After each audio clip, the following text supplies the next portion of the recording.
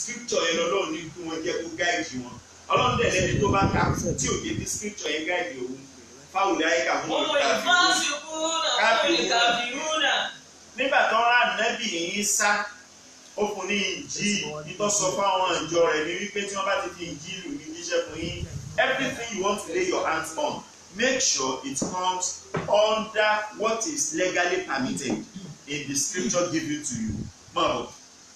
وأنزلنا إليك الكتاب بالحق. Ọlọ́run sọ̀rọ̀ tànẹ́bì Musa ọ̀kẹ́dùkú ọ̀nbẹ́ ọ̀sọ̀rọ̀ tànẹ́bì Isa ọ̀mẹ́dùkú ọ̀nbẹ́ ọ̀dọ́dọ̀ ọ̀gá àgbà ẹni tó kẹ́yìn gbogbo àwọn ànẹ́bì ẹni tó kẹ́yìn gbogbo àwọn òjíṣẹ́ Ọlọ́run kí ló máa wá wí. وأنزلنا إليك الكتاب بالحق مصدقا لما بين يديه من الكتاب. The Quran that has been revealed unto you, O Muhammad, is a book of truth. It's a book of platitude. It's a book of truism. It is a book that does not negate all the revealed messages of Allah in the previously revealed books. Mabo. ومهيمنا عليه Mabo. فاحكم بينهم بما أنزل الله. Tó bá fẹ́ dájọ́ láàrin àwọn ọjọ́ rẹ, tó bá fẹ́ dájọ́ tí nǹkan kan bá ṣẹlẹ̀, tó fẹ́ dá sí, ìtọ́lọ́ wọn bá sọ̀kalẹ̀ fún ẹ nínú Al-Qur'ani tá a fi ránṣẹ́ sí wọ náà ni ó fi dájọ́. Káwọn náà sì jẹ́ tẹ́wọ̀n lọ́rùn bẹ́ẹ̀. ولا تتبع أهواءهم عما جاءك من الحق. Táwọn bá wá rí kankan nínú Kùránì tí ò sútì tán fẹ́ ṣe tán yẹ fún táwọn òun fẹ́ ṣe nǹkan òun dandan ìfẹ́ ẹnu náà fẹ́ tẹ̀lé yẹn látẹ̀tẹ̀bẹ̀ ìwọ má tẹ̀lé wọn àti sẹ́ńdì ìlú عما wọn. جاءك من الحق لكل جعلنا منكم شرعة ومنهاجا.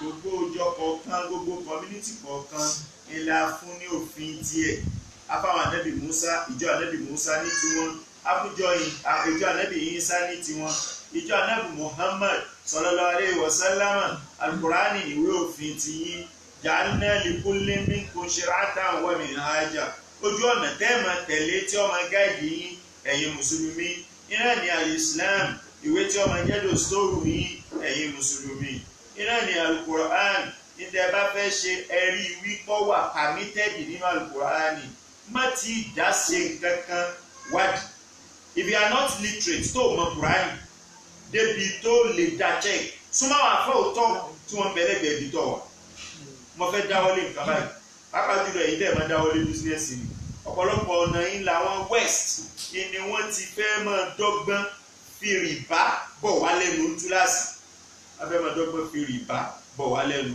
ní túláàsì wọ́n kírètì ọ̀nà àgbàrá owó kan nísìnyí wọ́n yóò sọ pé níbẹ̀ bá ti ṣe ẹ̀rí rìbá yìí iṣẹ́ wo la ṣe tá a fi sáré rè rìbá wọn nígbà ó sì ti jọ mọ́fà mùsùlùmí náà ní béèrè yóò kó sí o ti fẹ́ẹ̀lì principle kan nínú 6 principles sí tasawuf tó sọ wípé everything you want to lay your hands upon make sure you verify you confirm what is the legality of that transaction what is the legality of that affair what is the legality of that activity is it permitted in the Quran is it supported tí wọ́n bá ti sọ fún ọ pé kò wà supported move against it don't go near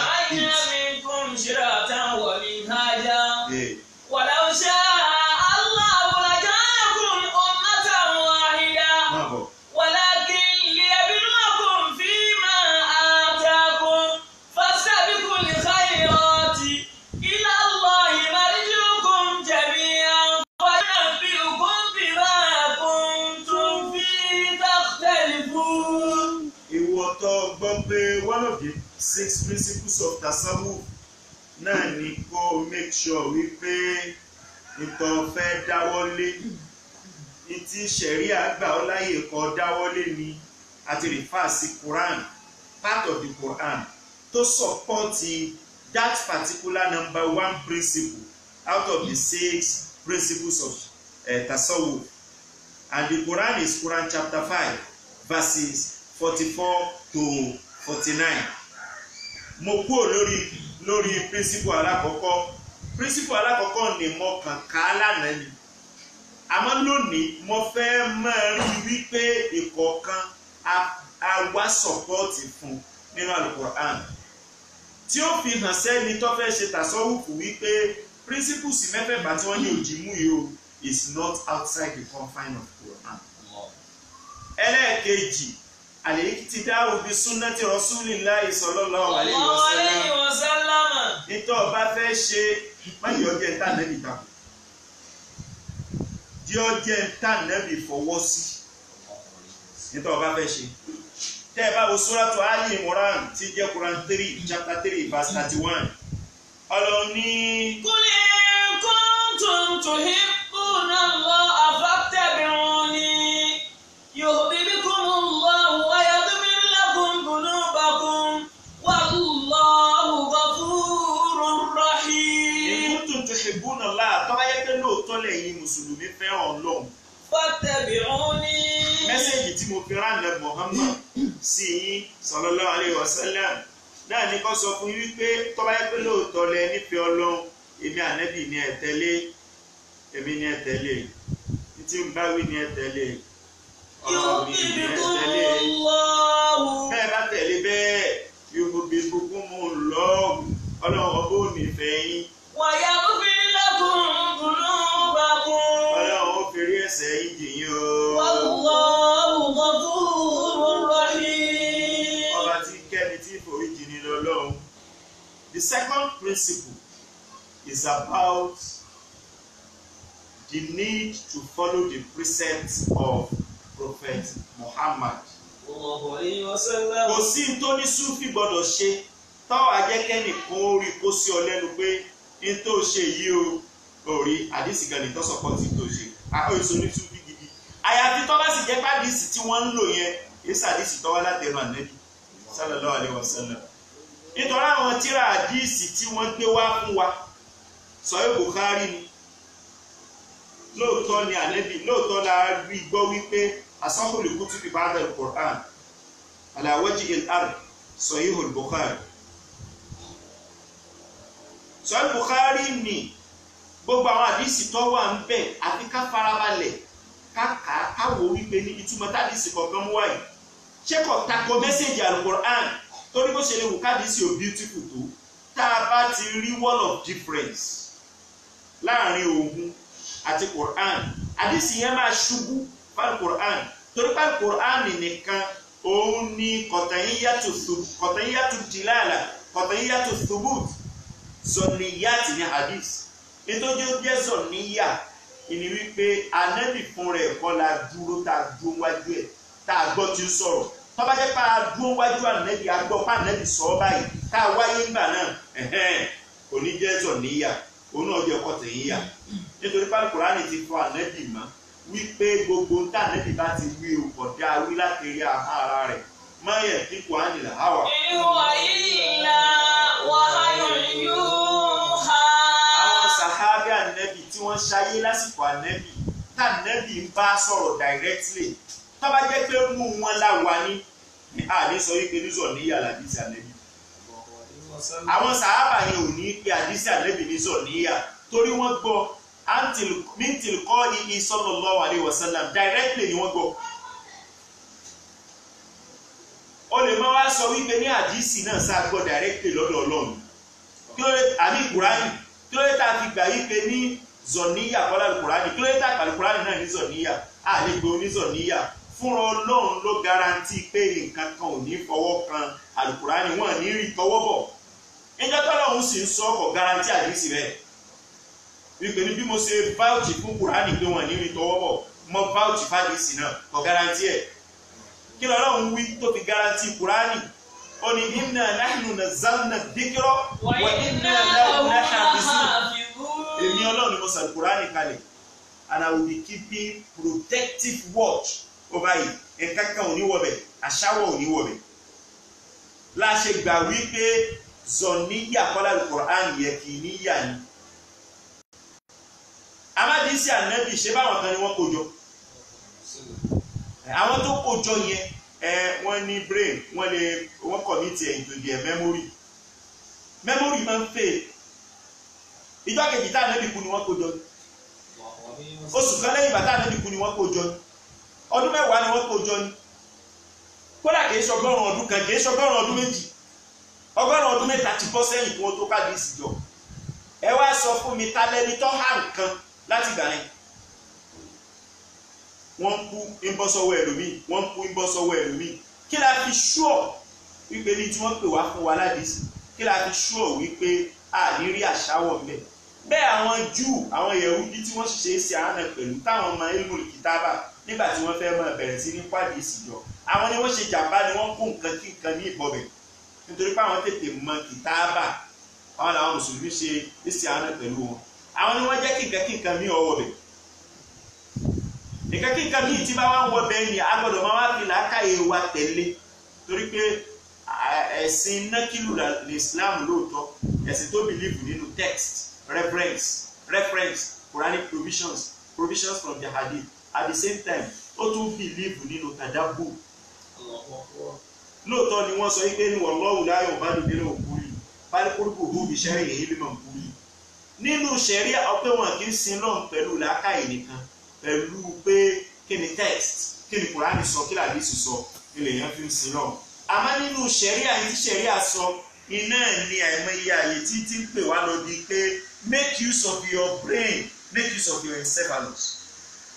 Ìbá náà sọ nìkan ẹgbẹ́ ní aláwọ̀ ẹ̀sùn orí láyé ìdílé. Kéèkì àkọ́kọ́ ìbọ́tọ̀. Lákàyè lọ́fẹ́ ká lòun. Bí a bá wá gbáde sí kan wá, tá a bá rí pọ́ máa tako beauty Islam, a sọ wípé ní àṣàwọ̀ lélẹ̀. Tí a bá gbáde sí kan wá, tá a bá rí wípé kò lọ pẹ̀lú Kùránì ó tako tí Kùránì ń sọ, a sọ wípé kí ni àṣàwọ̀ lélẹ̀. Amádìsí èyí tí dáwà ti ṣe Mudirul Markaz, Sheikh Muhammad Habibullah Adam Abdallah, dáwà tí wọ́n ṣe lónìí láti ní ọdún mélòó lẹ̀. Àwọn èèyàn ò sì gbọ́ yé làákàyè wọn ò sí kù sí. Sheikh Mudirul àkọ́kọ́ ẹni tí ó kọ́ tọ́ka pé ààyè ń bẹnu Sahih Bukhari. Wọ́n ti ń tọ́ka pé ààyè ń bẹnu Sahih Bukhari kì í sọ ọgọ́rùn-ún ọdún. Níbo lẹ wà? Innana ummatun la takra wa in qara'at la tufakkir wa in fakkarat la tuqabbir. Èyí tó bá jáde sí pẹ́ńbélé tó wá látọ̀dọ̀ Ànábì tí ó tako beauty Islam, tí ó tako Kùránì wí, al-iqtida'u bi. Second principle of tasawuf ni wípé kí ni ká fọ́lò orú ẹ̀, ká má jẹ́ tá a fẹ́ ṣe ọ́ tako orú àdìsí bẹ́ẹ̀. Aya tó support this second principle ó láti kà ní Quran chapter 3 verse 31 Suratu Ali Imran. Eléyìí ní second principle, ó kù principle mẹ́rin tí Abul Qasim al-Junayd al-Baghdadi tó gbé kalẹ̀ fún Sufism, mysticism, tasawwuf. Ẹlẹ́ẹ̀kẹta níbẹ̀ òun náà ní Kaful Azar. Tá a bá wo Suratul Ahzab, Quran chapter 32 verse 58, a rí support fún this third principle. Ìyá bá ń lọ síbẹ̀. Walladhina yu'dhuna al-mu'minina wal-mu'minati bighayri maktasabu faqad ihtamalu buhtanan wa ithman mubina. The third principle is about the need not to harm your brother. Má ṣe sùtá fọmọ ìyá rẹ. Ó jẹ́ Mùsùlùmí ni o, má ṣe sùtá fún. Ó jẹ́ kìí ṣe Mùsùlùmí ni o, má ṣe sùtá fún. Ṣebí èèyàn, don't harm anybody. Ọ̀pọ̀lọpọ̀ ẹlòmíì ń bẹ ní position of authority. Ó wá wò pé tóun bá ń bọ̀ láàárọ̀, àwọn kan máa sáré pàdé òun, wọ́n bàbá àdìrọ̀ òun, wọ́n kúnlẹ̀ fún òun, wọ́n ṣe sùpáyọ̀, wọ́n sojú ayé nítorí promotion. Eléyìí tiẹ̀ yóò kí òun hello sir, you're welcome sir, òun ò ní sojú ayé ń ṣiṣẹ́ tiẹ̀ lọ́nu. Ìwọ wá ń rí wípé ní eléyìí ni ọ̀wà respectful fún ọ. Ọba fi dáìrò òfin bá ti ègbò. Látẹ̀kì túbú bí kàtíkà gẹ́ ìràṣẹ́ in yẹ̀sọ́rọ̀ kàfé lékìyà mọ̀tí ní tàràwù. Látẹ̀kì túbú bí kàtíkà tọ́lọ̀ bá fi dáìrò sí ọ lọ́wọ́. Tó ní ọmọ pàṣẹ lórí ìletò, ó ní ọmọ pàṣẹ lọ́fíìsì rẹ, ó ní ọmọ pàṣẹ lílu rẹ bí báyìí kan tó da falátẹ́kì tó o bí wọ́n ti lọ́kẹ́ ìrọ̀ṣẹ́ yìí. yẹ̀sùn rókà fíl ìyá màtí ìtara o. yẹ̀sùn rókà fíl ìyá màtí ìtara o. gbogbo tá a bá dá ní ayé àtúndá ó tún dá fún wa tó bá dá ìkìyà mọ̀ ẹlòmíì fi báyìí bá tẹ lòmíì jẹ tó bá di jáde ìkìyà mọ̀ tí a bá gbé fún wípé ní tó kọ lù ṣé ìmẹ́rìtì ẹ̀ ṣé bí fífọ́rìsìn ló ń ṣe òun bínú ẹ̀ ní lójú òfin ìdájọ́ bá ìtẹ̀lé fún yóò wá bàánú jẹ́jọ́ náà kó ló kó òun kan náà kò sí ní rí kọ̀ torí pé ẹjọ́ àdìgẹ́ àmọ́ ẹ̀rù gbọ́ ní ọmọ sọ̀rọ̀ yá ọmọ tẹ ṣáàdù àdìjúlù ohun. wọ́n tẹ́ ṣe àdùn àdìjúlù hàn bí máa kàánú yàtúṣù àdìyẹ ọmọ náà tí wọ́n lá fún àìní wàtúkẹ́ yìí náà àìdí wọ́n tẹ́ ṣe àdùn àdìjúlù hàn bí máa kàánú ẹnu ọmọ ènìyàn ò ní lè sọ̀rọ̀ ńjọ́ náà á fi padlọ́ọ̀kì tì. wàtúkẹ́ yìí náà àìdí. gbogbo pẹtẹtẹtẹ mo lè ágì mo lè ṣe mo lè sọ ike tàṣọwọ́fọ̀ ọ̀dà mo lè sọ ike kìnnìkan ọ̀dà ilé ayé lọ́mọ tọ́ba díjọ́ àdìgẹ́ àmọ́ ò ní lè sọ. wàtúkẹ́ yìí náà àìdí. ọwọ́ yín láàrin ọmọ bá wa sọ̀rọ̀ gbogbo nǹkan kí nǹkan tó fọwọ́ sí o lè tọ́ fọwọ́ ẹ̀ jalè ọwọ́ sọ̀rọ̀ wípé lóòótọ́ ni ní déètì báyìí lóṣù báyìí lọ́dún báyìí ọwọ́ mi ló fi mú nǹkan báyìí ọwọ́ tó fi mú báyìí tó fi kọ̀kọ́ púpọ̀ lórí ẹni ẹlẹ́ni tọ́ba díjọ́ àdìgẹ àmọ́ ọwọ́ ní ọmọ sọ̀rọ̀. wàtẹ́sí àdó àdìjúlù ń bí máa kàánú yakusibu. ogo bí tẹ́ ẹ fẹsẹ̀ yín rìn lọ tẹ́ ẹ lọ ṣe aburú ń bẹ̀ ẹsẹ̀ ní ọmọ sọ̀rọ̀ ẹrù ní sọ̀rọ̀ mọ́ ìjọ náà. káfùl azà àtọwọ́ rẹ àtẹsẹ̀ rẹ má fi rìn lọ má fọwọ́ rẹ ṣe nǹkan kan tí ó já sí àm pọ́n fi ní ọmọlàkejì lára má fi ṣe sùtá fọmọlàkejì má fẹsẹ̀ rẹ rìn lọ bí tó ti ṣe sùtá má fẹnu rẹ ṣáátá yìí ìdí tàṣọ́wọ́ fún kọ́ wa nù and it is one of the 6 principles ẹlẹ́ẹ̀kẹta nù ní principle ẹlẹ́ẹ̀kẹta nù ní tẹ́ bá wá dé Quran chapter 32 tí mo rí fà sílẹ̀ kan verse 58 support wà ń bẹ fún this 3rd principle of tasawuf. والذين يؤذون المؤمنين والمؤمنات. Those who among you that are fond of harming Muslims, harming faithful. Ẹ̀yin tẹ́ ẹ bá bá sábà kẹ́ ẹ máa fi sùtá kan ọmọ ìyá yín mùsùlùmí ni àbí kìí ṣe mùsùlùmí. Unduly without justifiable reason. Láì kò sídìí tó sọ ọ́ dẹ̀ tó pé kẹ́ ẹ fi sùtá kan wọ́n bẹ́ẹ̀. Ẹ̀yin tẹ́ ẹ bá wà fond of doing that. فقد احتملوا بهتانا وإثما مبينا. Èyí tẹ́ ẹ ṣe é nì ìbàjẹ́ ńláńlá ni ẹ̀ṣẹ̀ ní Ọlọ́run ó sì fi bí tó bá dijọ́ àlìkìyámà ó di mẹ́ta. Ẹlẹ́ẹ̀kẹrin nínú píríncípù mẹ́fẹ̀ẹ̀fà tí àáfàá wa àbúrúkọ sí ní Junaid al-Baghdadi tọ́gbà wà iná ní tẹ́lifùlẹ̀ àtàní ẹ̀ṣẹ̀ ló ti lè wù kó kéré ó sì lè wù kó tóbi jìnnà sí zina ẹ̀ṣẹ̀ ní jìnnà sí ká máa sọ pé ẹni tí ò ṣe zina lóbìnrin virtuous women ká máa jù kó ṣìnà mọ́ wọn jìnnà sí ẹ̀ṣẹ̀ ní ọtí mímu jìnnà sí ẹ̀ṣẹ̀ ní kájàlè jìnnà sí ẹ̀ṣẹ̀ ní kápáyìn jìnnà sí ẹ̀ṣẹ̀ ní ìjẹ́rìí èké tí wọ́n ń pè ní kọ́lù zuri jìnnà sí ẹ̀ṣẹ̀ ní. That is the 4th principle. Wípé gbogbo tí bá ń jẹ́ ẹ̀ṣẹ̀ má jẹ́ wọ́n bọ́ ń bẹ̀ tó bá jẹ́ onísúfì. Mùsùlùmí ò gbọ́dọ̀ jẹ́ wọ́n bọ́ ń bẹ̀.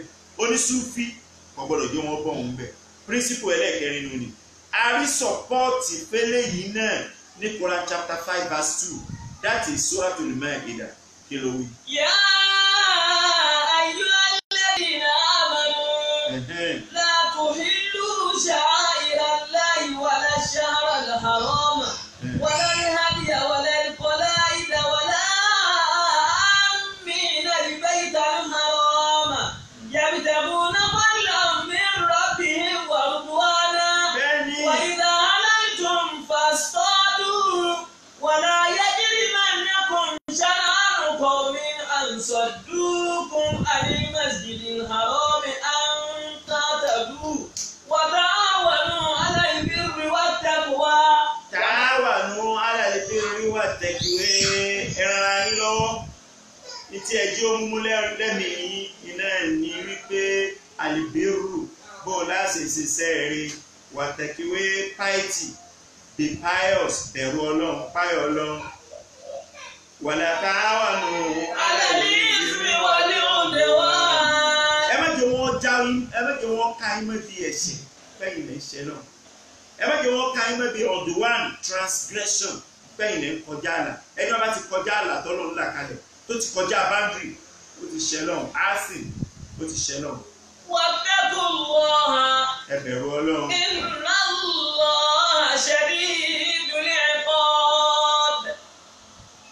ìbẹ̀rù Ọlọ́run ló ṣàgbà kó wá o ìbẹ̀rù Ọlọ́run ló ṣàgbà kó wá Kárúnà ẹ wo Kárúnà bó ṣe lówó tó ẹ wo tó gbẹ̀yìn ẹ̀ ìbẹ̀rù Ọlọ́run ló ṣàgbà kó wá ìbẹ̀rù Ọlọ́run ló ṣàgbà ká lówó ìbẹ̀rù Ọlọ́run ló ṣàgbà ká lọ́lá ìbẹ̀rù Ọlọ́run ló ṣàgbà ká nípò ìbẹ̀rù Ọlọ́run ló ṣàgbà ká jọba ẹ wo Kárúnà bó ṣe lówó tó ẹ wo tó gbẹ̀yìn ẹ̀ ìbẹ̀rù Ọlọ́run ló ṣàgbà ká lówó.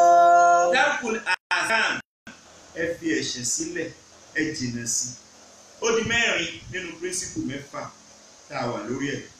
tẹ́ ẹ bá wá wo Quran chapter 17 verse 26 Suratul Isra eléyìí ò ní mú legality wá fún píríncípù karùn-ún tí ń jẹ́ ada'ul huquq ìwọ oníwọ̀ san fún ọgbẹ́sẹ̀ fún yàn nísì ó ti ṣiṣẹ́ ẹ ti dúnàdúrà ó kú kó gbówó fún ìtọ́nà bí sọ ní pé májò ògùn employee májò ògùn rẹ̀ ó ṣe kíni májò ògùn rẹ̀ ó gbẹ tó fi sanwó ẹ̀ fún àdéhùn tí ń bá mẹ láàrin ẹjọ́ yẹjú ẹ̀ mélòó ní tẹ̀lé mọ́ lónìí ní tá a bá ti jura wa lọ́la ní ìyanra wa jẹ kódà Nàìjíríà tá a wà yìí tó ń tí pé yẹ pé mùsùlùmí ni lídà wa ń lọ̀gá wa tó sì wá láti ilẹ̀ Haúsá níbi tá a bìlíìfù wípé ẹ̀sìn jìnnà bẹ̀ wọ́n yan àwa ASUU jẹ àwa ASUU members Union University Lecturers ní Nàìjíríà ìní jẹ́ ASUU any university lecturer I belong sí ASUU membership. àdéhùn wa wà láti 2019 2018 ASUU tọwọ́ bọ̀wé executive ASUU tọwọ́ bọ̀wé gọ́ọ̀mẹ̀ntì náà tọwọ́ bọ̀wé wípé improvement of funding of university education wọ́n á improve library funding fún library end allowances fún lecturers wọ́n á san as at due gbogbo ẹ̀ ni wọ́n ṣàdéhùn fáwọn ṣe wọ́n tọwọ́ bọ̀wé tán wọ́n kọ tí ikú wọ́n kọ parí ṣàdéhùn eléyìí ni wàá ní Abíọ́dún chairman ASUU nationwide ìlọ́ba gbogbo members ASUU sọ̀rọ̀ lé lórí wípé àwọn ìjọba yóò nìkan ṣe o ó tún yá wọn tún gbé kinní kan wá wọn ní IPPIS gbogbo ọmọ tọwọ́ bọ̀wé IPPIS sì ni wọ́n fẹ́ẹ́ fi dọ́gbọ́n gba autonomy university lọ́wọ́ wa ni àwa kanukọ̀ wípé ní rárá a ní lọ IPPIS bí ìjọba ṣe ní bàbá ti lọ kí wọ́n mọ̀ sanwó oṣù fún wa láti January ni wọ́n ti sanwó oṣù fún gbogbo university lecturers kẹ́yìn corona tún bá wa lẹ́nu ẹ̀ kódà wọn ò torí ẹ̀ yẹ̀wò tọ́sí wọ́n fẹ́ẹ́ febi pẹ́ nìkọ̀ọ̀kan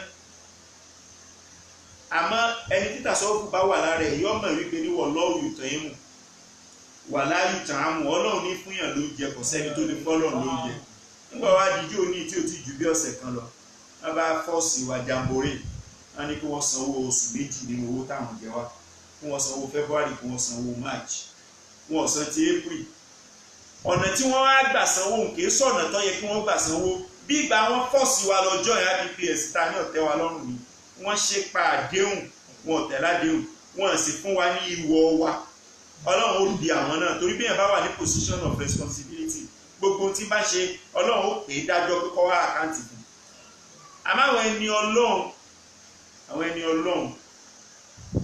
wọn ò dá wa dára wa ọlọ́run rán wọn sí wa wọn ò jẹ̀bi ọkọ̀ wa kọ́lọ̀ ó ṣàlékún bíbọ̀ àṣírí fáwọn náà kọ́lọ̀ ó sì ṣàlékún bíbọ̀ àṣírí fún gbogbo àwọn tí wọ́n ran àwọn èèyàn kọ̀ọ̀kan yòókù náà lọ́wọ́ nínú àwọn èèyàn wa níbi tá a ti lọ ní àdáwò ìrùkúkì make sure that ìwọ ẹni ẹlẹ́ni tó bá wà lọ́dọ̀ rẹ san fún Ọlọ́run wá sọ fún wa ní Suratul Isra Quran chapter 17 verse 26 wípé wà á ti zẹ́kùrù bá àkọ́rù ìwọ tó lọ ń gbé náà ro nínú fámìlì Ọlọ́run ṣe ọlọ́lọ́wọ́ òkè ìwọ lówó ọ̀pọ̀ kódà àwọn tó sọ àwájú rẹ ò lówó tó ọ má wò wọ́n pé kìí ṣe ayé tí wọ́n wá dáa ju tiwọn lọ Ọlọ́run ti ro tiwọn mówó tó fún ọ nínú owó tó fún ọ ẹ̀tọ́ wọn bẹ́ẹ̀ fún wọn tó o bá fún wọn Ọlọ́run bí ọ á ti zẹ́kùrù bá àkọ́rù gbogbo àwọn tó súnmọ́ yín relations yín pátápátá owó wọn táwọn olówó tó yín Ọlọ́run pa yín láṣẹ pé kẹ́ bùn wọn nínú tẹ́lẹ̀ ọgbà àwọn ọmọ Nàìjíríà tí wọ́n kò ń lé tí wọ́n lo òkè òkun tọ́lọ̀ ń ṣòwò fún wọn Ọlọ́run ṣòwò fẹ́ lómi ti bẹ̀ labroad UK ní America ní Canada ní kìnnì kan Ọlọ́run ṣòwò fẹ́ lómi ti bẹ̀ labroad débi pé tó bá fẹ́ mọ kọ́lé kọ̀ọ̀kan fún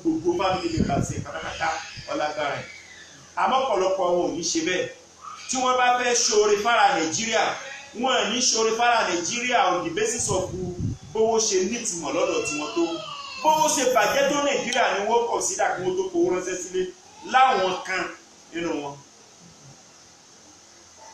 wọ́n ti wò wípé ní wọ́n bá sẹ́ndì pásítà Taliban lórí sí Nàìjíríà ó sì 5,000 ní Nàìjíríà bá ti bò yán 5,000 náà ó ti tó wọ́n ti rí pé nǹkan kékeré ó tètè gbọ́ wá lójú àwọn tí tẹ̀ ń ṣe bẹ́ẹ̀ nǹkan kan sára sí wọn ẹ báwọn kan ni wọ́n lọ tí wọ́n gbàgbé ilé wọ́n gbà owó táwọn ní àwọn àtàwọn ọmọ àwọn nìkan ni inú Kùránì ìlọ́lọ́ ti sọ pé kò rí bẹ́ẹ̀. wà á ti zẹ́kùrù bá àkọ́rù àwọn tó súnmọ́ yín pẹ́kípẹ́kí tí wọ́n jọ bí yín papọ̀ tádùgbò jọ dà yín pọ̀ tí ìbí jọ dà yín pọ̀ á tu hùn akọ̀hún á ti zẹ́kùrù mọ́jẹ sọ lárúbáwá jẹ́ kálukùránì á ti zẹ́kùrù bá àkọ́hún àwọn tó súnmọ́ yín pẹ́kípẹ́kí ẹ fún wọn níwọ̀ wọn àwọn tí wọn ò ní nǹkan tí wọ́n jẹ ẹ fún wọn níwọ̀ wọn àwọn wayfarers tẹ́rí pé orí ẹ̀jọ̀ ni wọ́n wà provision wọn ti tán wọ́n nídìí ẹ̀bùn ní ẹ ṣàánú wọn nígbà tẹ́yìn lówó lọ́wọ́.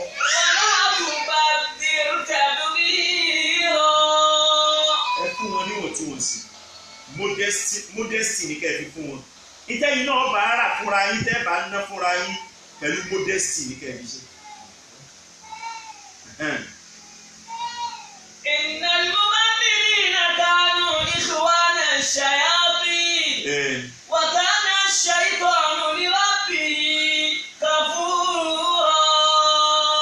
Ẹlẹ́ẹ̀kẹfà nínú píríncípù náà ó ní al-i'tiqadu an la mu'ina illa Allah wa la dalila illa Allah siwa rasulillah wa man tabi'ahu bi hadihi haythu لا عمل إلا بالتقوى والصبر والإخلاص حيث لا زاد إلا بالتقوى ولا عمل إلا بالصبر بالإخلاص والصبر ẹlẹ́ẹ̀kẹfà gẹ́gẹ́ bí Abul Qasim Junayd al-Baghdadi ṣe gbé kalẹ̀ nínú òpó tasawufu mẹ́fẹ̀ẹ̀fà náà ni pé al-i'tiqadu an la mu'ina illa Allah gbàdájú wípé kò sẹ́ni tó lè ràn yàn lọ́wọ́ àyàfi kíni àyàfọ́ lọ́wọ́ má retí ìrànlọ́wọ́ síbì kan eléyìí ṣe déédéé ọ̀kan nínú àwọn àfáà tó mú definitions wa tá a sọ̀rọ̀ débẹ̀ lánàá Ma'ruful Qarafi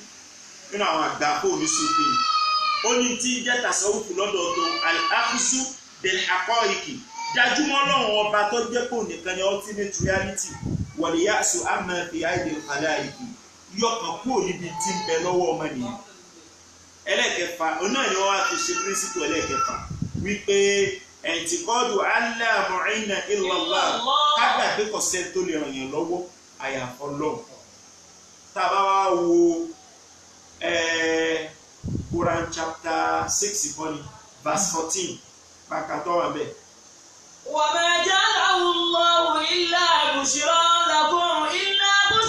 لكم ولتطمئن قلوبكم به وما النصر إلا من عند الله العزيز الحكيم. ó ti lọ ibi tí mo wí àmọ́ ibi tó lọ nínú ojú ọ̀nà ni nínú ibi tó lọ́wọ́ bá ti jó yé wà ní wípé man nasru illa min indillahi al-azizil hakim. man nasru illa min indillahi al-azizil hakim.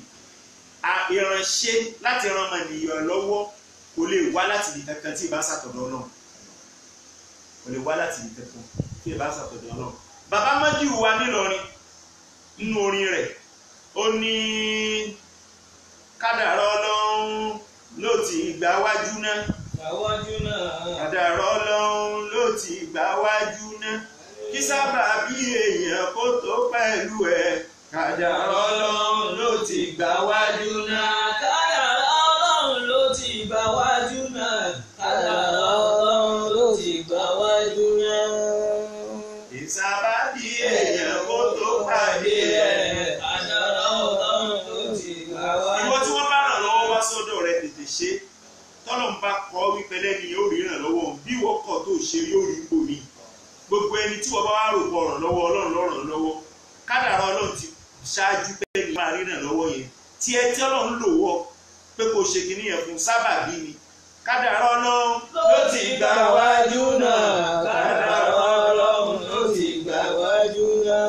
ìsábà bí ẹ̀yà kó tó parí ẹ̀. Kádàrá Ọlọ́run ló ti gbà wájú náà. Náà ni gbogbo ẹni tọ́lọ́run ń lò láti ṣe dáadáa kan àbí mi ìfẹ́ lómi fẹ́ni kejì fẹ́dà kejì kó ṣe fáàrí máa ń wọ̀nba.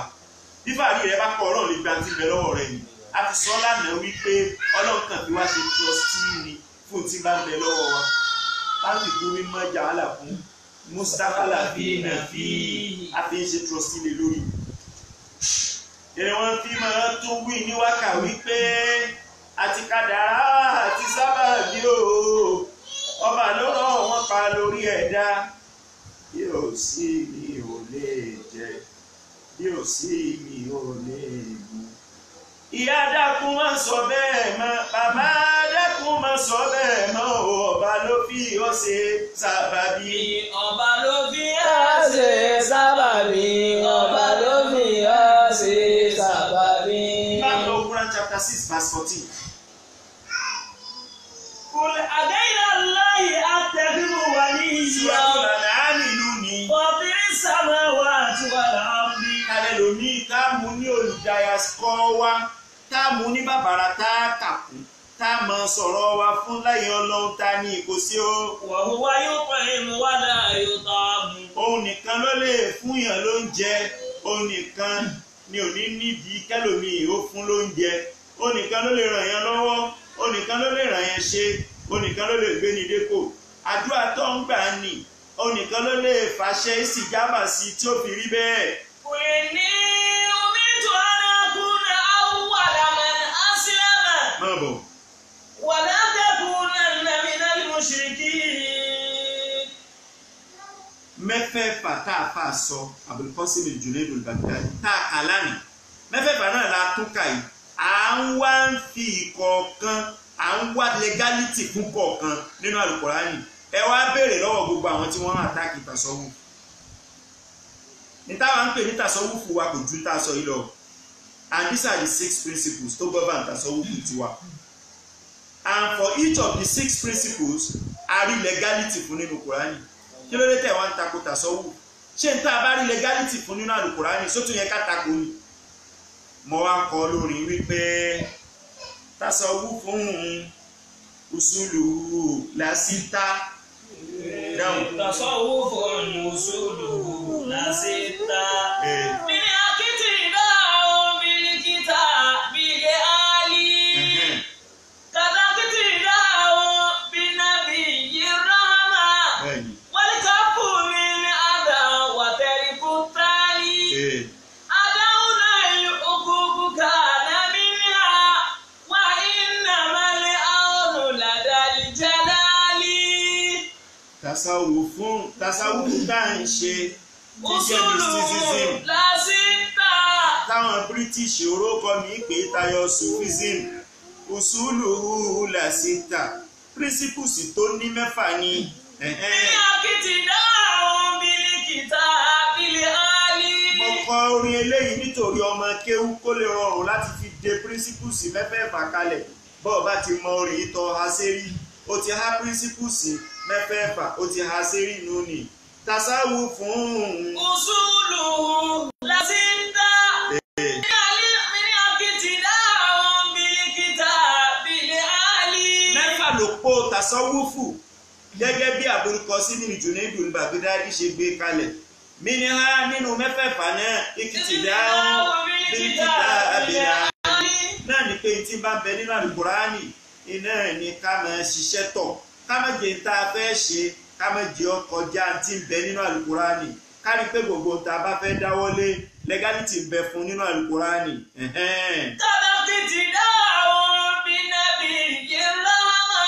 lẹ́yìn eléyìí ní principle ẹlẹ́ẹ̀kejì ni wípé tá a bá fẹ́ ṣe tí ó bá lọ ní pàṣípàyà pẹ̀lú Al-Qur'ani ká má jẹ́ ó lọ bákan náà ní pàṣípàyà pẹ̀lú sunnah Nabi kájọ tẹ̀lé Al-Qur'ani ení kájọ tẹ̀lé sunnah Nabi èjì.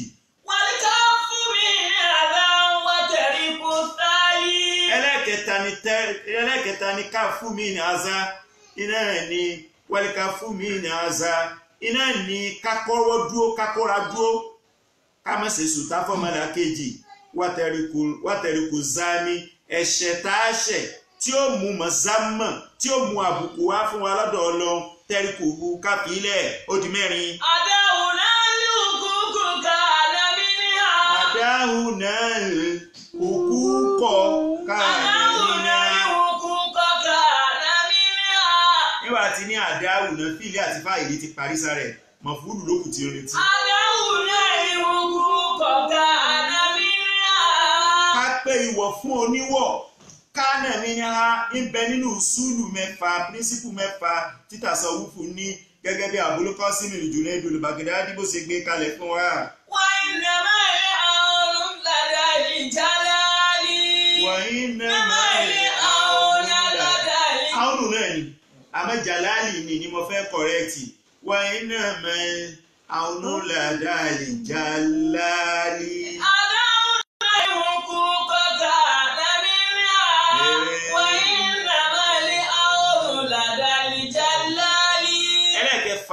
náà ni wípé ìrànlọ́wọ́ mọ̀ wá sí gbomi tayọ ọ̀dọ̀ Ọlọ́run Zul Jalali wal Ikram sẹ́mi pé tá a ti ṣàlàyé iná ìlàwà forin kó jọ ni lẹ́ẹ̀kan sí ká kí ọ̀rọ̀ ọ̀rùn fọmọ kéwú kó lè mú kó fi kó mẹ́fẹ́ fàjọ ẹni tó bi wá ní béèrè lánàá láti Amẹ́ríkà ǹjẹ́ broda Jídé kọ́ ni tí ń sọ wípé òun fẹ́ ṣe tasawuf àmọ́ àwọn nǹkan wọ́n ṣe yọ̀bọ̀yọ̀bọ̀ bó lòun ṣe lè ṣe títò òun ò fi níìtì mo sì sọ fún wípé ní kọ́fọ́lù principles mẹ́fẹ̀ẹ̀fà tí wọ́n gbé kalẹ̀ fún tasawufu tí bá ti ń tẹ̀lé tiẹ̀ ọmọ níìtì mẹ́fẹ̀ẹ̀fà náà láti kà yìí àmọ́ nítorí ọmọ kéwú. tasawufu usulu lasita min akitidahum bil kitabil ali kadakitidahum bin nabiyyi rahma wàlíkà fún mi ní àdáhùn wà tẹ̀rí kún táyé. ó di mẹ́ta ó di mẹ́rin.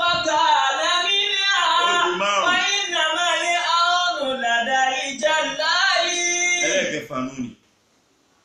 lẹ́yìn ìgbà tá a sọ eléyìí àfáàwá Abul Qasim Junayd al-Baghdadi tó gbé mẹ́fẹ̀ẹ̀fà kalẹ̀ fún wa àti gbogbo àwọn àfáàwá tí wọ́n tẹ̀lé tí wọ́n gbọ́wọ́ tasawufu lọ́wọ́ ẹ̀ gẹ́gẹ́ bí Ibn Jahdari Shabali gẹ́gẹ́ bí Abdulaziz Temimi gẹ́gẹ́ bí Abul Faraji Tursusi gẹ́gẹ́ bí Ibn Yusuf al-Qurashi al-Hikari gẹ́gẹ́ bí al-Mubarak Abu Sa'id al-Makarami gẹ́gẹ́ bí Sheikh Abdul Qadir al-Kilani Wajilani qaddasallahu sirrahu gẹ́gẹ́ bí Sheikh Ahmad Tijani gẹ́gẹ́ bí Rufai tó gbé ojú ọ̀nà Rufai àkàlẹ̀ gẹ́gẹ́ bí Naqshbandiya ẹni tó gbé kalẹ̀ gbogbo ojú wọn bẹ́ẹ̀ Ọlọ́run bá wa kẹ́ wọn ẹ̀rẹ̀ látòrí àná Muhammad wàlá Suratul Ikhlas.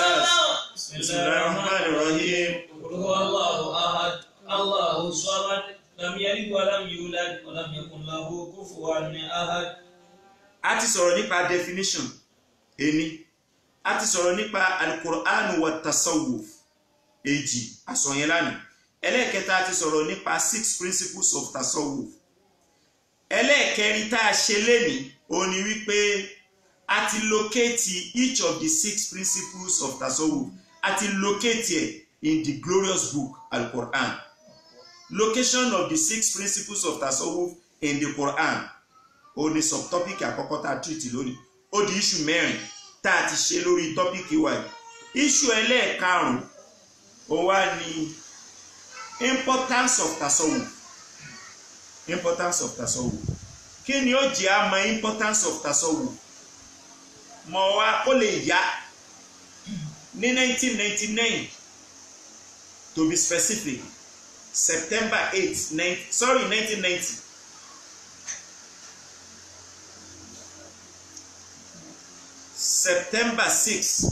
September 8 1990 it was on a Saturday.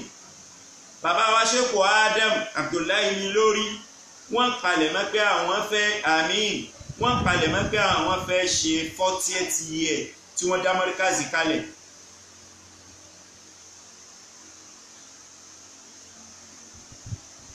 '92 ìlọ́yọ̀ kan jẹ́ tí a mọ̀ pé a sọ pé 1952 ní Sheikh Adam dá Markazi kalẹ̀ lábẹ́kúta.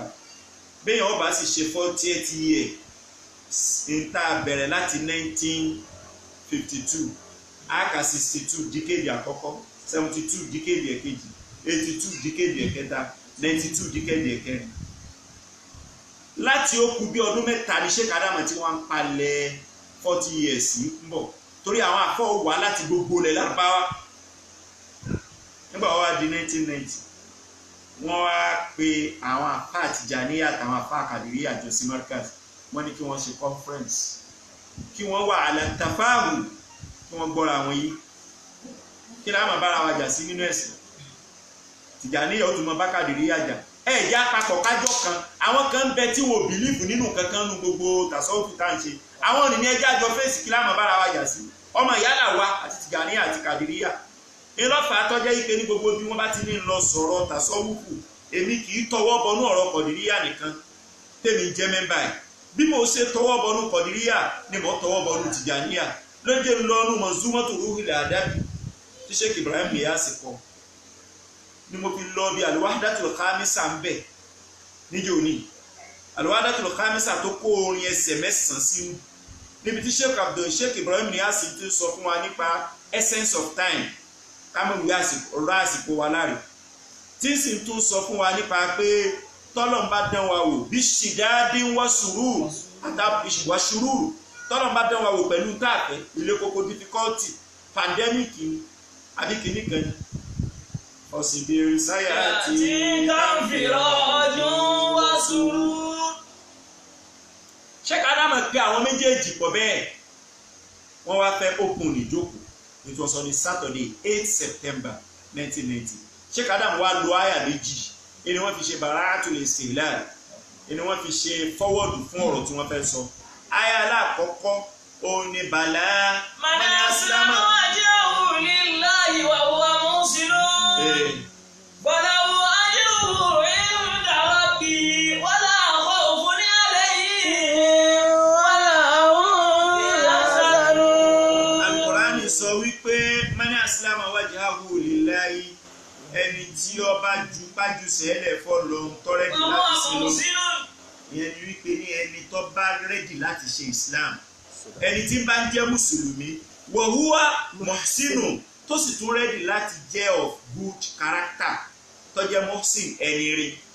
falahu ajruhu 'inda rabbih. Ọlọ́run ní ẹ̀san bẹ tó wọ́n san fún.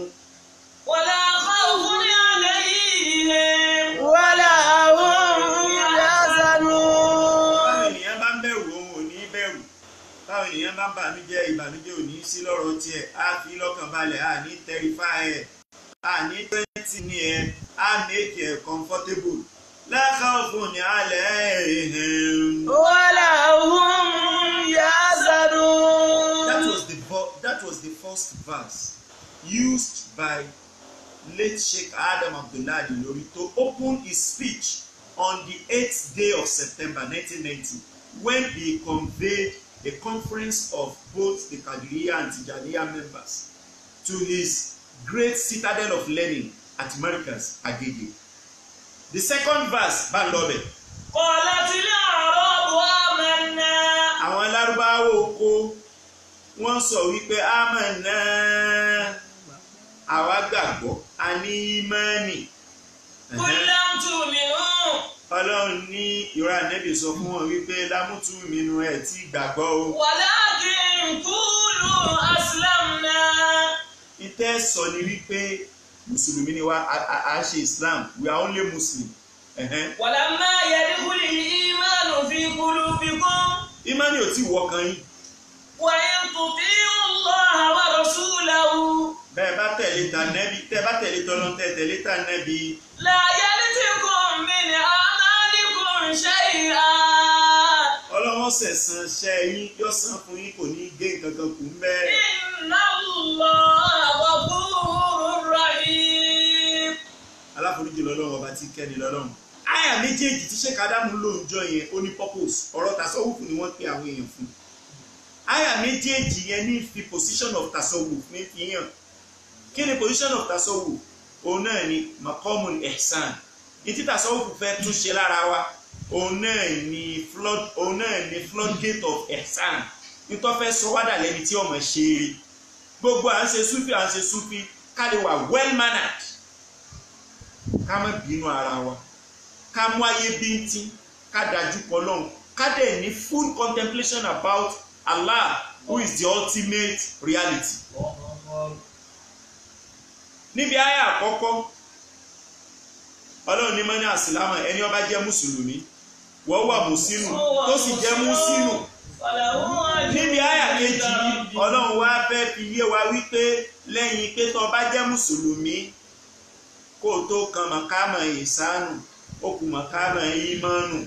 Iná ló fà á níbi àyà kejì ìgbà tí Al-Qur'ani sọ wípé Qul lam tu'minu walakin qulu aslamna. ìmánì ò tí ì dé o. Mùsùlùmí ni ẹ sọ, ibi Mùsùlùmí lẹ ti bẹ̀rẹ̀. Nítorí nígbà táwọn Lárúbáwá oko wọn sọ̀rọ̀ wọ́n ṣe gba Ìsìlámù kò pẹ́. Wọ́n á àmọ̀nà àti di múmìnì, níbi múmìnì kéèyàn ti bẹ̀rẹ̀. Téèyàn bá ṣe wẹ̀ sí Ìsìlámù nísìnyí, ibi Ìsìlámù ni ó ti bẹ̀rẹ̀. That is the first class. Téèyàn pass through. Téèyàn bá kúrò ní first class yẹn, lèyàn wà lọ second class. Kí ni second class? Ìmánì ni Al-Qur'ani sọ níbi àyà kejì o. Wípé kúlú àsìlámúná Mùsùlùmí lẹ ṣì remain. Níjọ́ lẹ́jọ́ Ìsìlámù. Ìmánì ò tí wọ ọkàn yín. Tí ìmánì bá wá wọ ọkàn wọn tán, second stage ni ó ṣẹ̀ wá kan ihsan. Èyí tó ń dákọ níbi àyà àkọ́kọ́.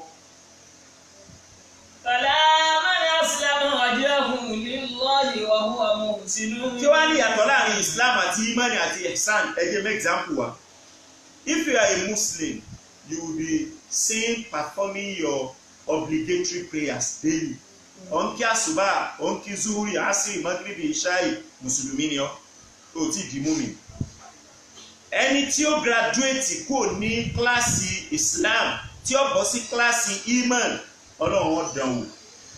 Tọ́lọ́run bá dán wò, Ọlọ́run máa wá retí pé ṣé yóò fi òun lẹ̀, ṣé Ramadan ó dé kò ní ìgbà. Tí ń bá wá ń gbà tó ń ta dánwò tọ́lọ́run dán wò, yes, ó ti graduate kò ní Islam, ó ti di kíni o, ó ti di mu'min.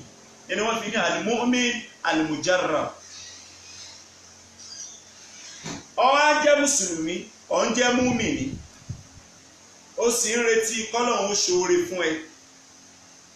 Bọ́yá wà nílé mìíràn, ọ̀fẹ́ kọ́lé tiẹ̀, ó ti ralẹ̀, ó ti lé lọ́dún 10. Gbogbo owó tó ń tòjọ́ bó ṣe ń tùjọ́ bẹ́ẹ̀ náà ní túntúká. Ọwọ́ akàyùn kádànwò ọba òun jẹ́. Tó o bá ti torí kádànwò yẹn bà òun jẹ́, wọ́n ní ọlọ kírun mọ́, wọ́n ní ọgbàwẹ̀ mọ́. O fò lọ sí Islam, o fò lọ sí Iman. Kódà Islam gan tó wà tẹ́lẹ̀ ò ti kú bẹ́ẹ̀ nígbà tó o bá ti kírun mọ́, tó o gbàwẹ̀ mọ́. Àmọ́ torí tó ń wá tó tí rí ní tó o bá torí ẹ̀ fi rún lẹ̀, tó torí ẹ̀ fi Ramadan nílẹ̀, gbogbo òpó ẹ̀sìn Islam ò torí ẹ̀ fi lẹ̀. Ó ti di Mùsùlùmí ẹni, ó tún ti di kíni, ó tún ti di mùmínù. Nígbà wo ló tó wá di Mùsínù wá ní? Ẹ̀yin méjì lẹ́jọ́ ń gbé nu compound, ìwọ ń gbé flat A, òun ń gbé flat B. Àti wà tó ń tẹ́nàntì ní ẹ̀yin kọ́lé ẹ̀yin méjèèjì lẹ́ ń jọ ń retí pé ẹ kọ́lé yín tẹ́ ẹ bá kọ́lé yín ẹ kò lọ ìwọ ń retí kó kọ́lé Ọlọ́run ò tí kọ́lé fún ọ síbẹ̀síbẹ̀ ò tún kírun mùmínì ni ọ́ ìjọ tẹ́nìkejì wá parí ilé tiẹ̀ tí wọ́n ń kó lọ ọ wá sọ fún ọ ó ní ìwọ ni mo fẹ́ kó bá mi handle oúnjẹ gbogbo àwọn tí ó wà ìwọ ni mo fẹ́ kó bá mi handle gadget engine public address system àwọn èèyàn tí ń bá dé ìwọ ni mo fi ọmọ bá mi kí wọn bá mi handle oúnjẹ mẹ́jọ àwọn obìnrin ó so oúnjẹ báṣubàṣu bẹ́ẹ̀ pa màálù mẹ́wàá ń jọ ọ̀nà owó ẹran tán ní ọgbẹ́ yìí màálù ọwọ́ àwò wípé ọ̀gbọ́n ló fi ń lọ mí èmi ń retí pé mo fẹ́ kọ́lé kí n kó lọ ìwọ náà retí pé o fẹ́ kọ́lé kó kó lọ Ọlọ́run ò ṣe tèmi fèmí tí ẹ ló ṣe fún ọ ọwọ́ abínú nígbà ọwọ́ adijọ́ náà wà fún lẹ́sìkìsì lórí fóònù mo sọ́rí sísà mi kan nílé ẹ̀wọ̀n lọ́rẹ̀ sísà mi yẹn mo fẹ́ lọ kí ìwọ bá jáde ọgbàdọ̀ ọ̀rẹ́ rẹ kan lọ yìí táwọn lọ sùn síbẹ̀ àkàìmọ̀ kọ́ padà rẹ sísà rẹ o. ó ṣe mùsínù lẹni tó ṣe pé irú tọ́lọ̀ ń ṣe fún ẹnìkan òun náà ń retí ẹ̀ kọ̀ wá rí síbẹ̀síbẹ̀ ẹni tọ́lọ̀ wá ṣe nǹkan fún yẹn rí ó ní ìdìrànlọ́wọ́ ẹ̀ ó fẹ́ kó ṣe eré fóun tí ó bá ti kọ̀ tí òwò pòun náà ti rí kíní yẹn ó ti di mùsínù ó ti bọ́ sí third class yìí ni òun wá ló tóbi jù ìsìláàmù tóbi o ìmánì tóbi o bí wọ́n ṣe tóbi jura wọn lọ́nu ni lóde sọ nínú orin mi kí mo tún kọ́ ń wò mí wípé dáìmú dínì lànà fàlàtà. dáìmú dínì lànà fàlàtà. ìsìlámù náà ìmánù náà ìhìsánù. ṣùrù àfikún kátà àkìdá. tasawwufun kama hawali kùránù. tasawwufun kama hawali kùránù. dáìmú dínì lànà fàlàtà. nǹkan mẹ́ta kan bẹ bẹ́sìn ọba dúró dáadáa lọ́wọ́ ọmọlúwàbí ọwọ́ mùsùlùmí mẹ́tẹ̀ẹ̀ta gbọ́dọ̀ pé. ìsìlámù náà ìmánù náà ìhìsánù. ìsìlámù rẹ gbọ́dọ̀ jókòó ọ gbọ́dọ̀ kọ́kọ́ bẹ̀rẹ̀ lórí pé mùsùlùmí ni mí. ìmánù náà ìhìsánù. bó o bá ṣe ìsìlámù nìfà ó yẹ kó gbìyànjú kó graduate kó kúrò ní position kó kúrò ní kíláàsì ìsìlámù. ìsìlámù ò ní bọ́ọ̀lẹ̀ o ó fi ìmánì kún ni mo mí nígbà kó kúrò ní kíláàsì ìsìlámù. bó o bá tún gbìyànjú díẹ̀ tó fi ìsánù kún ìsánù wá ní tasawufu take care third class ní tasawufu take care ẹ béèrè wípé ní òpó ẹ̀sìn ìsìlámù márààrún shahadatan as-salat kíni ìyẹn kọ́ àdìsí yìí tí ẹnìkan wá bá nẹ́bí wípé àfíríníàní islam àfíríníàní kìíní kan nígbà ó béèrè àfíríníàní ìsàn ẹlẹ́ẹ̀kẹta béèrè tí ó béèrè. máa sí ọlọ́run ní ìgbà tó rí ọlọ́run pa ilà tẹ́kùn tàrà òun pa ilà òun yàrá bí wọ́n bá rí òun rí ọ ẹni tó bá ti bá a débẹ̀ nì ìrètí nǹkan kò rí kò ní di lọ́wọ́ láti ṣe ìrìnfẹ́ nítorí bí ẹni tí ń tọrọ kó ń fẹ́ bímọ ní ọlọ́run ọ̀yọ̀dọ̀ ọmọ fún 20 ọdún tó sì ti wà ní ọkọ ni ìwà ń kọjá lọ wá rọmọ níbọ̀ rẹ̀ òun ṣeré ọmọ kékeré ní kọ̀ọ̀mọ́ kànga òun ṣeré létí kànga ọba gbó kànga bẹ́ẹ̀ nìkan kan ọba sáré sí ọmọ ní ó kòónù kànga tóun bá fi lè rò ó pẹ́rẹ́ wípé èmi ń bẹ lọ́rùn ìrọmọ ìwọ́n ń bímọ ní ojúmọ́ bá ti ń kán lu ìyàwó rẹ̀ ní doyún èmi ní kí máa bá ẹgbẹ́ ọmọ létí kànga pé tó kó bẹ́ẹ̀ bọ́ ọba jẹ́ mùsùlùmí tẹ́lẹ̀ ìsìláàmù rẹ ti fèèlì ìmánì rẹ ti fèèlì ó tiẹ̀ dé dárájà ìsáàmù yóò lè jí o gbé àgbémọ́ra orú nǹkan bẹ́ẹ̀ tó fi lè ran orú ọmọ bẹ́ẹ̀ lọ́wọ́ kódà bí o tí ì bímọ tó fi lè ṣàánú ọ̀rẹ́ rẹ tó ti kọ́lé tó ti kó lọ bẹ̀ tó ní ọwọ́ ràn án lọ́wọ́ yọ táwọn bá ń ṣe housewarming ìtí ó ràn án lọ́wọ́ tó fi lè ṣe òní tàṣọ́wù ẹlòmíì wá lè béèrè wípé ṣé bí gbogbo ń tẹ̀lé káyọ̀ wà náà Kùránì kápẹ́pẹ́ ẹ̀kan sọ pé Islam kí la fi nídìí láti separate tàṣọ́wù kù sí ṣé bí Kùránì lẹ́ lọ́wọ́ bẹ́ẹ̀ ni a lè pè ní Islam náà ni àmọ́ o ládátàrí lálìjẹ́ náà ọ̀pọ̀ jura wọn lọ ẹlòmíì tí ó bá kí ju pé mo fẹ́ kírun lọ kò ṣe ju pé mo fẹ́ gbààwẹ̀ lọ irun tó ń kírun ní tálẹ́ni tó sọ fún ọ pé kùdìẹ̀kùdìẹ̀ ò ní máa síbẹ̀ tálẹ́ni tó lè ní 100% concentration wípé ní mò ń kírun ìwọ̀ ẹ̀gbẹ́ ìwòsì kódà ìrun kankan àwọn kùdìẹ̀kùdìẹ̀ tí ń bẹ níbi àlùmọ̀fòrò dọ́ọ̀tì yẹn kí láà fi complete ẹ̀ ebi tàṣọ́wùfù iye àìmọye ìgbà láàmà pé ó kọ́ lọ àìmọye ìgbà láàmà sàṣàlátù àìmọye ìgbà láàmà ṣe láhàúlà wàlá quwwata àìmọye ìgbà ákè àìmọye súrà náà Kùránì ákè àmọ̀ yàtọ̀ sáàlù gbogbo ẹ̀ láàmà ṣe gbogbo nǹkan ni Ọlọ́run ní dùnú ibìkan lọ́wọ́ bá kò sàn nílò gbogbo fi tàṣọ́wùfù kún ọ̀rọ̀ rẹ̀ dáìmú dínì. lánàá tàlà ọ̀gá ìsìlámù náà ìmánu náà ìsánú ṣùrù àfihàn tàlà àkìdá tasawwufun kama àwa ìkúránù.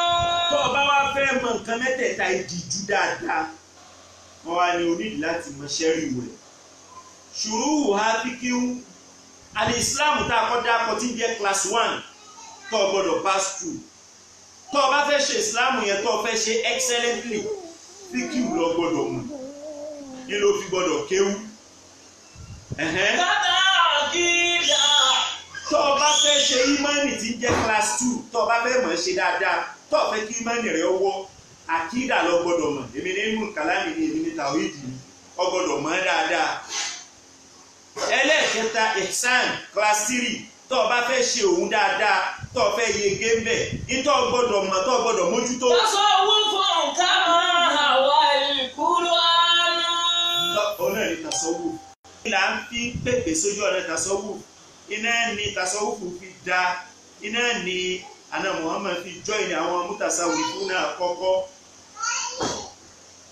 tó bá jẹ́ pé gbogbo beauty yìí ló wà nínú Islam ló wà nínú tasawwuf táwọn kan wá ń ṣe tíra kìtàbù fàdọ́yìí sùfíà tí wọ́n láwọn ń pẹ̀ di tasawufu síta pé tasawufu ọ̀dà tí wọ́n ń ṣe tíra àlọ́wádùn wálúwàyìn tí wọ́n ń ṣe tíra àtasawufu wàlímọ́sà àtàràtúkù tí wọ́n ń ṣe tíra tẹlifíṣù iblis nítorí àti ṣáàtà tasawufu àti àtàkì tasawufu káwa tá à ń ṣe tasawufu ká mẹ́jọ káwa lára gbogbo ẹ̀yà fà wá lójú ọ̀nà kàdìríyà ẹ mẹ́jọ ká yín lára ẹ̀yà fà wá lójú ọ̀nà tìjàníyà ẹ mẹ́jọ ká yín lára nítorí pé amúhasibutún afáhasibutún àǹtẹ̀dẹ́kọ́lù ìjànàta. àǹtẹ̀dẹ́kọ́lù ìjànàta walamma ya'tikum mathalul ladina khalaw min qablikum. ẹ fẹ́ wà ìjànà cheaply níta ẹ̀ bá ń ṣe ẹ fẹ́ kí gbogbo èèyàn tètè accept ẹ̀. àwọn èèyàn takò yín ni àwa test ìmánì yín how steadfast are you how ready are you to stay there despite the condemnation despite the accusation despite the allegation. masati umuli ba'sa wa dharra'u. àwọn ìjọ tá a rà nàbì sí ṣáájú yín àwọn náà rí nira wọn rí wàhálà. wa zulzilu hatta yaqula ar-rasul walladhina amanu ma'ahu. àwọn èèyàn fi condemnation wọ́n fi dọ́gba wọn wọ́n fi accusation dọ́gba wọn ẹ bá sọ́njọ́ ní ìwípé ni wọ́n gbà nẹ́bí wèrè àìmọye ìgbà ni wọ́n gbà nẹ́bí wèrè gbogbo àwọn nẹ́bí Ọlọ́run kò sẹ́ni tí wọ́n pè ń wèrè nù wọn bí wọ́n bá pè wọ́n ní mọ̀jìnnú wọ́n pè wọ́n sáájú kò sóòkọ tí wọ́n kì í pè wọ́n bẹ́ẹ̀ ni wọ́n ń ṣe sí ìzáwù pẹ̀lú wọn ni wọ́n fi wọ́n ṣe ẹ̀yẹ ó wà náà Kùránì pé kò sáà nẹ́bí Ọlọ́run tá a rán wá àyàfi kí wọ́n ustu sí àbẹ̀yìn wọ́n fi wọ́n ṣe ẹ̀yẹ síbẹ̀síbẹ̀ they remained steadfast they remained committed they remained dedicated they didn't change their mind they didn't allow anybody to allow them to make them to lose focus. So àwọn tá a bá ń ṣe tasawufu tó wáyé pé tọ́lọ́run la ní ṣe lóòótọ́ èyí táwọn eléyìí ní ṣe iṣẹ́ owó ni wọ́n ń ṣe àwọn kan ni wọ́n ń gbowó fún wọn nílẹ̀ Lárúbáwá wípé ní ẹ máa go against tasawufu kásì tó parí program pẹ̀lú ògo Ọlọ́run á padà sọ ohun tó bí tí wọ́n fi ń gbowó fún wọn á sì sọ̀gbà tó bẹ̀rẹ̀ táwọn òyìnbó bẹ̀rẹ̀ sí ní lu àwọn mùsùlùmí àwọn aráàlẹ̀ Lárúbáwá tí wọ́n ń gbowó fáwọn yẹn kí ẹ máa go against tasawufu àwọn òyìnbó ni wọ́n lò wọ́n 1710 lọ́bẹ̀rẹ̀ mo ní odidi tíra mẹ́ta tó sọ̀rọ̀ bí wọ́n ṣe lò wọ́n nínú rẹ̀ ní Muzakaratu Jasusi ìbẹ̀rẹ̀ tọ́ ní enval á padà débẹ̀ wípé ní tó bí kí àwọn kan àwọn àfà kí wọ́n máa fèsì àwọn àfà ẹgbẹ́ wọn kí wọ́n máa sọ wípé ní tá à ń ṣe tasawuf wọ́n máa sọ pé kódà á débẹ̀ àwọn òyìnbó ni wọ́n lo àwọn àfà ìpìlẹ̀ wọ́n gbowó fún wọn ní 1710 ẹni wọ́n gbowó ní fún wọn wọ́n ṣe mítìnì ní àwọn Great Britain Russia àtàwọn Faransé ni wọ́n ṣe mítìnì ní wọ́n wá kó àwọn èèyàn jọ wọ́n rán wọn lọ ilẹ̀ Lárúbáwá wọ́n rán wọn kan lọ Hijaz wọ́n rán wọn kan lọ Astana wọ́n rán wọn kan lọ Mọ́sárì wọ́n rán wọn káàkiri gbogbo ilẹ̀ Lárúbáwá bẹ́ẹ̀ ẹ ṣọ́ láàrin àwọn mùsùlùmí kí ni tá a lè lò tá a fi jájà lẹ̀ sí wọn láàrin tọ́jú pé àwọn kan mọ̀ sọ pé nǹkan yẹn ráyè àwọn ní ọmọ sọ pé nǹkan yẹn rọrùn ọ̀tàn owó ní dààmú gbogbo àwọn tí gbogbo àwọn táwọn yìí náà tí wọ́n ń bẹ ń ta lónìí tí wọ́n ń takò tasawufu èmi torí owó tí wọ́n ń gbà láti ibi tí wọ́n ti ń gbà ń wù mo fowókọ ọbẹ̀ sí sàrà á padà débẹ̀ nígbà bá débẹ̀ ń sọ ń tu pẹ̀yẹ̀pẹ̀yẹ̀ máa bọ̀. وزلزلوا حتى يقول الرسول والذين آمنوا معه متى نصر الله. àwọn tààràn ṣáájú kátólánà Muhammad sáwọn mùsùlùmí àwọn náà adà wọn láàmú àwọn èèyàn dà wọn láàmú á rí wọn kígbe síta wípé mata nasrullahi sọ́dọ̀ ó sì ràn wá lọ́wọ́ báyìí. ألا إن نصر الله قريب. eléyìí ń jẹ́ wá sí fáwọn sùfíà wípé ẹ mọ́ka tí wọ́n kún bẹ́ẹ̀ bá ní nǹkan ṣe ẹ máa ṣe tiyín lọ eléyìí ni wọ́n máa jẹ́ kíni fún wọn eléyìí ni wọ́n máa jẹ́ wá sí fún wọn ọ̀rọ̀ kan gúnlẹ̀ ọ̀rọ̀ míì ni wípé àtàsọ́wùkù wa rasul sallallahu alaihi wasallam aláàbẹ̀bí ṣe tàsọ́wùkù ànẹ́bí ṣe tàsọ́wùkù kí ni impact tàsọ́wùkù lára nẹ́bí mọ̀ ń bọ̀ wá sí ní impact díẹ̀díẹ̀ nù ni àkọ́kọ́ impact tàsọ́wùkù tari lára nẹ́bí òní àlùkòlùkù ọ̀yì ìwà tó dáa ìwà tó rẹwà ànẹ́bí yìí ṣe fásán ọlọ́run náà sì jẹ́rìí ànẹ́bí akẹ́ ọdẹ bíi pé ọ̀rọ̀ fáwọn ìjọ rẹ̀. wàlá okun tàbá gbọ́n gálí ìlọ́ọ̀lì tó bá ṣe pé alájàngbìlà ni ẹni tọkàn rẹ̀ ga tó ru ké sókè. làǹfà gómìnà haoli. ó ní rèèyàn kó jọ wọn tutù ká mọ ọ lọ ti pẹ́. fáfọ àríhun. wá yáàfì wọn tí wọ́n bá ṣẹ̀ ọ́. wọ́n ṣe ìfìrí làwọn. yáàfì wọn tí wọ́n bá ṣẹ̀ ọ́. wàṣáwìrì hùn fìlà ámúrì. báwọn ṣe mọ̀ràn má sọ pé wọ́n lọ̀gá ìwọ náà lọ́gbọ́dọ̀ máa jẹ́ àbàṣẹ wa tí wọ́n bá mú opinion ní ìwà tó opinion yẹn bá dáa gbá lọ́wọ́ wọn mọ̀nà. àyíká àzàmùtà wàtàwọn àkàlẹ̀ aláwọ̀láyì. ta ni tóbi ta lọ̀gá alẹ́ tó yẹ pé gbogbo ìgbà wọn náà lọ́gbọ́dọ̀ máa dá gbogbo nǹkan yẹn jù béèrè lọ́wọ́ àwọn tí wọ́n ń bẹ lẹ́yìn rẹ̀ bọ́ọ̀ bá máa kọ́ wọn tó máa fi hàn wọ́n pé kí wọ́n ṣe kí wọ́n mú opinion wa wọ́n ní mọ̀ ṣe tó bá padà yá. àyíká àzàmùtà lórí àyà ni. wàtàwọn àkàlẹ̀ aláwọ̀láyì.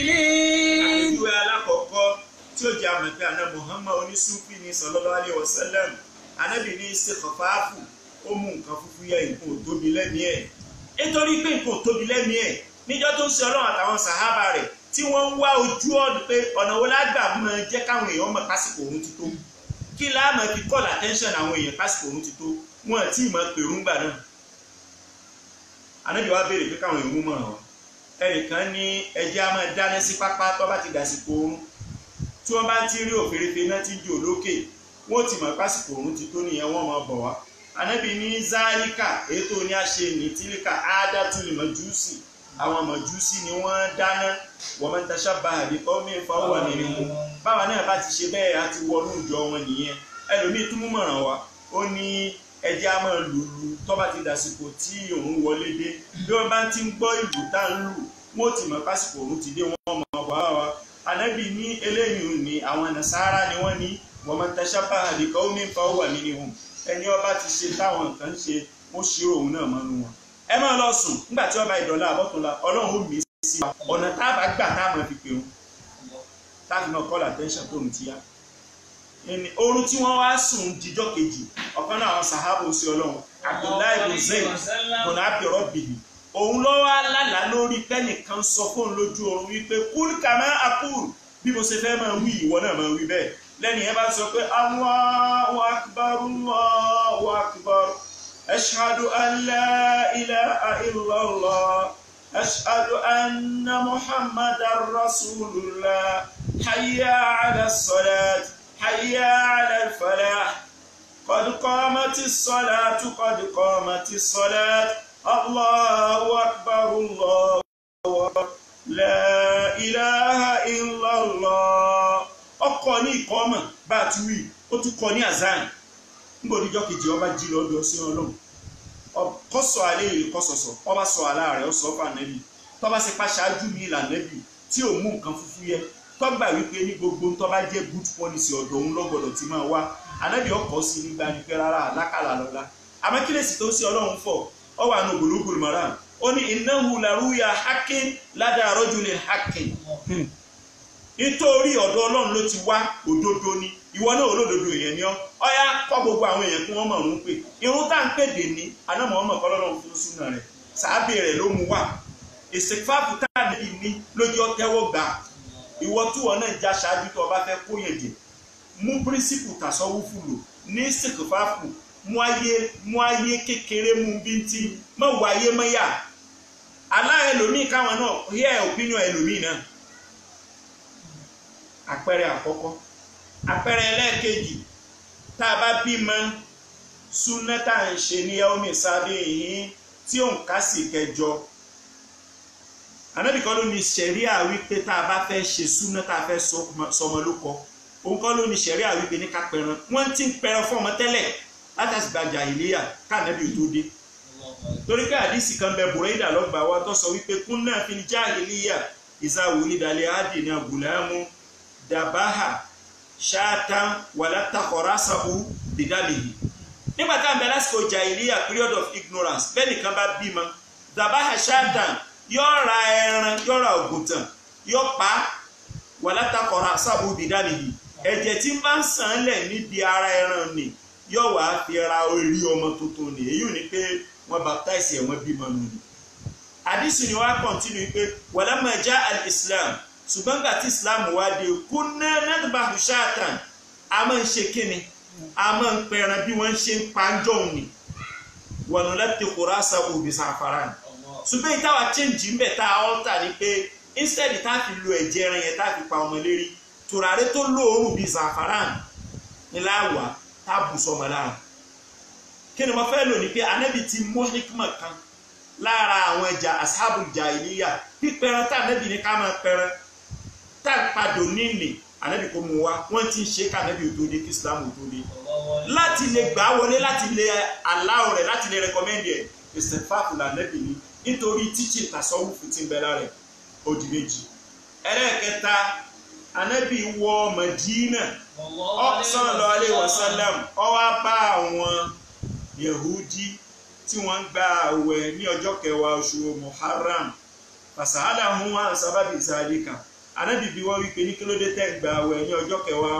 Muharram wọ́n ní bẹ́ẹ̀ ni àwọn fi ń ṣe ìrántí àyájọ́ ọjọ́ tọ́lọ́wọ́n bá ṣàráfà anábì àwọn ní anábì Musa ìjọ tí wàhálà fẹ́ ṣẹlẹ̀ láàrin anábì Musa àti Fìràhùn tí Fìràhùn náà rí wípé ní anábì Musa ń tà ń lẹ́nu ebo òun lòun tán òun lòun fún lóúnjẹ òun dáṣọ fún òun pè léèyàn ọ́sápò lọ́dọ̀ òun láìmọ̀ iye ọjọ́ láìmọ̀ iye oṣù láìmọ̀ iye ọdún wọ́n padà wá ìgbọ́ wá ní wọ́n sọ wípé ní ọlọ́run ọba kan lọ́lọ́run òun ọlọ́run ní kó wọ́n wá polówó sílámù fún òun wọ́n sọ ọ́ débi yín ìjà wá ṣẹlẹ̀ Fìràhùn náà lé ànábì Musa lọ ànábì Musa ń sá lọ àtàwọn ọmọ ìjọ ẹ̀ Fìràhùn náà sá tẹ̀lé àtàwọn ọmọ ìjọ Fìràhùn náà wọ́n sá lọ bẹ́ẹ̀ ṣàdédé ni wọ́n kan odò ńlá kan ẹ̀rù bà ànábì Musa odò ńlá kan yìí ilé bẹ́lùdò apá ọ̀tún ṣe lọ kíjọ Fìràhùn náà mọ́gbà ni mú ọlọ́run sì ti sọ fún un wípé máa lọ à ń tẹ̀lé ọ gbogbo tó ń ṣe àwà lẹ́yìn ẹ̀ lẹ́ẹ̀kan náà bódò ṣe pinnu ni odò bá lajú ojú ọ̀nà bá kọjá láàrin odò bánábì Musa ti ń lọ ojú ọ̀nà lọ lónìí ńlá lọ Fìràhùn náà rò wípé ní ojú ọ̀nà ń ṣe é tọ̀ fóun náà kó àwọn kó sójú ọ̀nà ń báyìí bódò ṣe sọjí padà lónìí bódò ṣe gbé mi lónìí.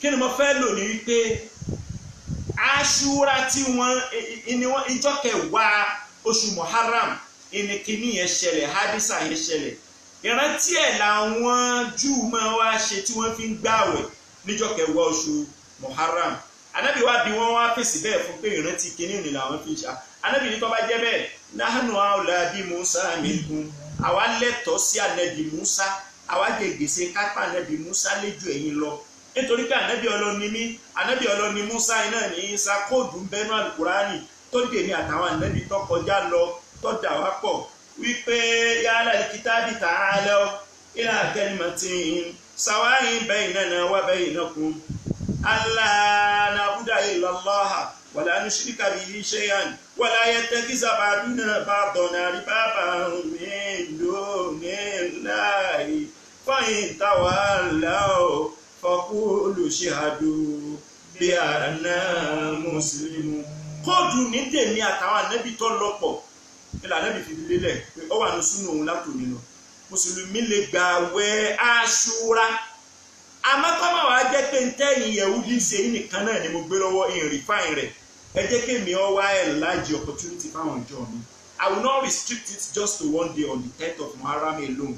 I now make my own sunnah wípé it is possible for my ummah to fast on the 10th day of Muharram of the month of Muharram or a day before which will be on the 9th or a day after which will be on the 11th. Ìdí nìyẹn tó fi jẹ́ pé inú sunnah Nabi at-Tahira sallallahu alayhi wa sallam Àṣúrà ń bẹ àlègbà nínú oṣù Muharram Tásúà ń bẹ ẹni ó bá gbà ní a day before òní ni àlègbà nínú oṣù Muharram Àhàdà Àṣúrà ń bẹ àlègbà ẹni ó bá gbà ní a day after òní. Kí ló dé tá Nabi fi tẹ̀lé practice àwọn Yehudi tí òwò wípé ní gbọ́dọ̀ mú tèmi wá tuntun istighfar ó mú nǹkan fúfú yẹ inú ẹ̀kọ́ títà sọ́wọ́ fún ọmọ mú wa tí ọmọ kọ́ wa ni pé ká mú ayé mọ níwọ̀nba ká mú nǹkan fú yẹ ká ṣe pẹ̀lẹ́ impact inú ni ìwà Nábì example mẹ́ta láti mú wa níbi ìwà ni gbogbo àwọn sàhábà tí wọ́n ń jọ ń lògbà pẹ̀lú sí Ọlọ́run bá Nábì ṣe ń wù ú níwà ni ń bímọ sí wọn lára ń refine character tiwọn náà ń refine conduct tiwọn náà ọ̀kẹ́ ìmọ̀ye àwọn sàhábà tí wọ́n get refine di bẹ́ẹ̀ tíwà wọn dá bẹ́ẹ̀ impact Ànábì ló ṣẹlẹ̀ lérí wọn nítorí ìkéde nítorí ìtàsọ́wò Ànábì máyé kékeré another àpèjúwe táàmù wá táàfì mọ̀ fún Ànábì máyé kékeré tẹ́ẹ̀fìrí impact ìtàsọ́wò kù lára ó sí Ọlọ́run iná ẹ̀ ní kíni ẹnìkan gbé oúnjẹ wá fún Ànábì ńjọ́ kan sọ̀dá kọ́tàn wọ́n wá ń wá abọ́ káàkiri tí wọ́n da oúnjẹ sí wọn ò tètè rábọ́ Ànábì ní kíni wàhálà rẹ ẹgbẹ́ kan bí mo dúró yín lẹ́lẹ́yìn àyè da oúnjẹ síbẹ̀ ká jẹ́ mí ní ha khalaqnakum wa fiha nu'idukum wa minha nukhrijukum.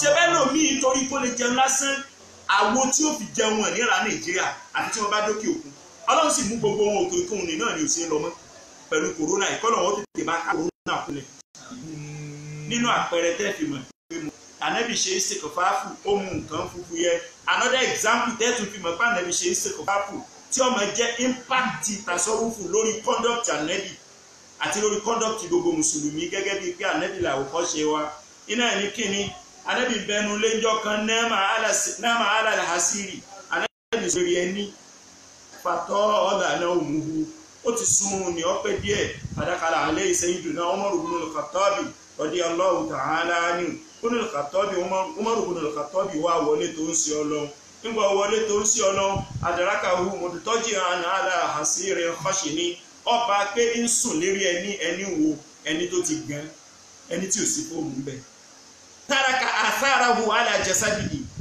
ẹni ò ní sì kọlà sànẹ́bìlà téèyàn mọ̀ pé orí ẹni yìí ó ti sùn bẹ́ẹ̀ ó ti pẹ́ fàbádà Umaru yabuki bukaan shadidan Umaru bá ń wú bá ń ké Ànábì bá bí léèrè sallallahu alaihi wasallam máa yíbu kíkà ya Umaru kí ní pọ́ lẹ́kún Umaru bá fèsì kí ló sọ ó ní anihara Kísírà wa Kaisara alal hariri àwọn ìjọba Kísírà àwọn Róòmù àwọn ìjọba Kaisara àti Róòmù àti Páṣíà àwọn ọba tí wọ́n bá fẹ́ sùn alal hariri aṣọ tó dáa jù aláàrí ni wọ́n tẹ́lẹ̀ tí wọ́n sùn wàrà kàálà hazard hasiri àmọ́ mo rí wọlé rí ẹni hasiri wo hasiri tí ò tún wà lápífù hasiri wo hasiri tí ò wà náírù hasiri wo hasiri tí ò wà bọ́símù hasiri wo ni hasiri tó wà kàṣínù hasiri tó gan tí ò sí fóòmù ń bẹ̀.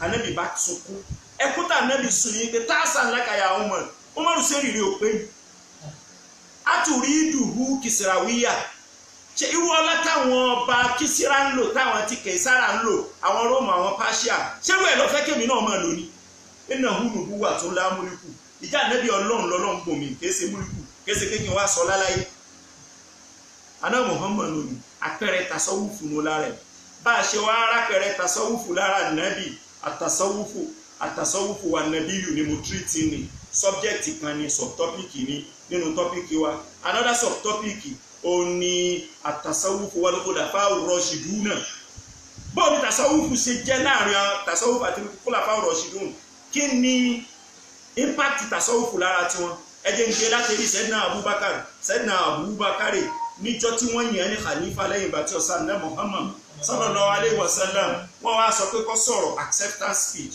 táwọn president máa ṣe ni ó ti bẹ̀rẹ̀ tipẹ́ láti inú Islam. ọ̀wá ní man kana ya'budu Muhammad fa inna Muhammadan qad mata wa man kana ya'budu Allah falyakun ma'i fa inna Allah hayyun la yamut in ra'aytumuni ala al-haqq fa'inuni wa in ra'aytumuni ala ghayri zalika faqawwimuni. ẹni tó bá jẹ́ pé ànábì ló wáyé wá sí ànábì ti kú ọpọlọ bá ń sáré àmì tó wáyé pé Ọlọ́run ló fẹ́ sí ẹ̀sìn Islam continue ni Ọlọ́run continue ni Ọlọ́run bẹ tí ọ̀rẹ́dì láti gbàṣẹ ẹ̀rí tẹ̀ ń ṣe lọ́wọ́ yìí ẹkún mi èmi ni wọ́n yàn ní khalifa walastu bi khairikum wulitu alaykum wọ́n yàn mí ni o walastu bi khairikum. That is not to say I'm the best out of you all. fa in ra'aytumuni ala al-khair tí mo bá ṣe tí mo ṣe eré fa'inuni ẹdúró tì mí ràn mí lọ́wọ́ pẹ̀lú advice yẹn fa in ra'aytumuni ala ghayri zalika tí mo bá ṣe tí ì ṣe eré faqawwimuni ẹtún mi ṣe. gbogbo èèyàn bá hó inú wọn dùn wọn dì mọ́. This is a caliph that will follow. ọ̀rọ̀ rẹ̀ dá ọ̀rọ̀ rẹ̀ dùn. nígbà sẹ́yìn náà Abubakar dé ní jọ ọmọ sunkún ọ wá yọ àwọn rẹ̀ jáde báyìí wọ́n na àwọn rẹ̀ báyìí na àwọn rẹ̀ báyìí bí ṣe na àwọn rẹ̀ ní ọ̀rọ̀ tí wọ́n sọ ni pé antalẹ̀sí àwòrádà ní màwárídà antalẹ̀sí àwòrádà ní màwárídà ìwọ ló kó mi sí tèmi ìfẹ́ tó ṣẹlẹ̀ sí mi lónìí ṣebí nítorí pé wọ́n ni mo lò ní mo fi sọ̀rọ̀ wọ́n gbádùn ọ̀rọ̀ ni wọ́n fi fẹ́ pè mí ní nǹkan míì ó kó mi sínú nǹkan kí nǹkan ní tẹ́lómi ọmọ wá kí pípé ní kí wọ́n sọ pé kọ̀sẹ̀ tọ́mọ̀ ọ̀rọ̀ sọ fóun gbogbo ayé ìlọsẹ̀lẹ̀ sísẹ̀ náà wọ́n bá káyọ̀ ìsọkún ní balùjẹun ìsèkọ̀fáfùnù ni àti máyé ní kékeré impact ìtàsọ́wúfù ọ̀kanu lára sẹ́nà Abubakar ìmí lára sẹ́nà Abubakar ó ní wípé sẹ́nà Abubakar ó ní ọsọ níjọ́ kan wípé mashahaitu ta'aman illa manatu nafsi minhu kò síjọ́ kan tí mo lè fẹ́ jẹun kan tó jẹ yẹn wà wù ní parí ìní jẹ mọ́ ìkọ̀fẹ́ mi ní ìní jẹ ó nítorí pé la yutlifu nufusa ìtì pààyàn illa shahawat adùn oúnjẹ eré ẹ̀ bá ti jẹ́ mo máa dùn oúnjẹ mo máa dùn oúnjẹ fàárùn súnmọ́ àrùn súnmọ́ àrùn ṣàkọ́ olùmọ́rin ní àjèjì ìtọ́ni. ṣàkọ́ olùmọ́rin ní àjèjì ìtọ́ni. Ọlọ́run lọ́mọ iye tó jẹ́ pé oúnjẹ ni wọ́n fi pa oúnjẹ ló bá lọ ọtí tó fẹ́ràn òní náà ló bá lọ.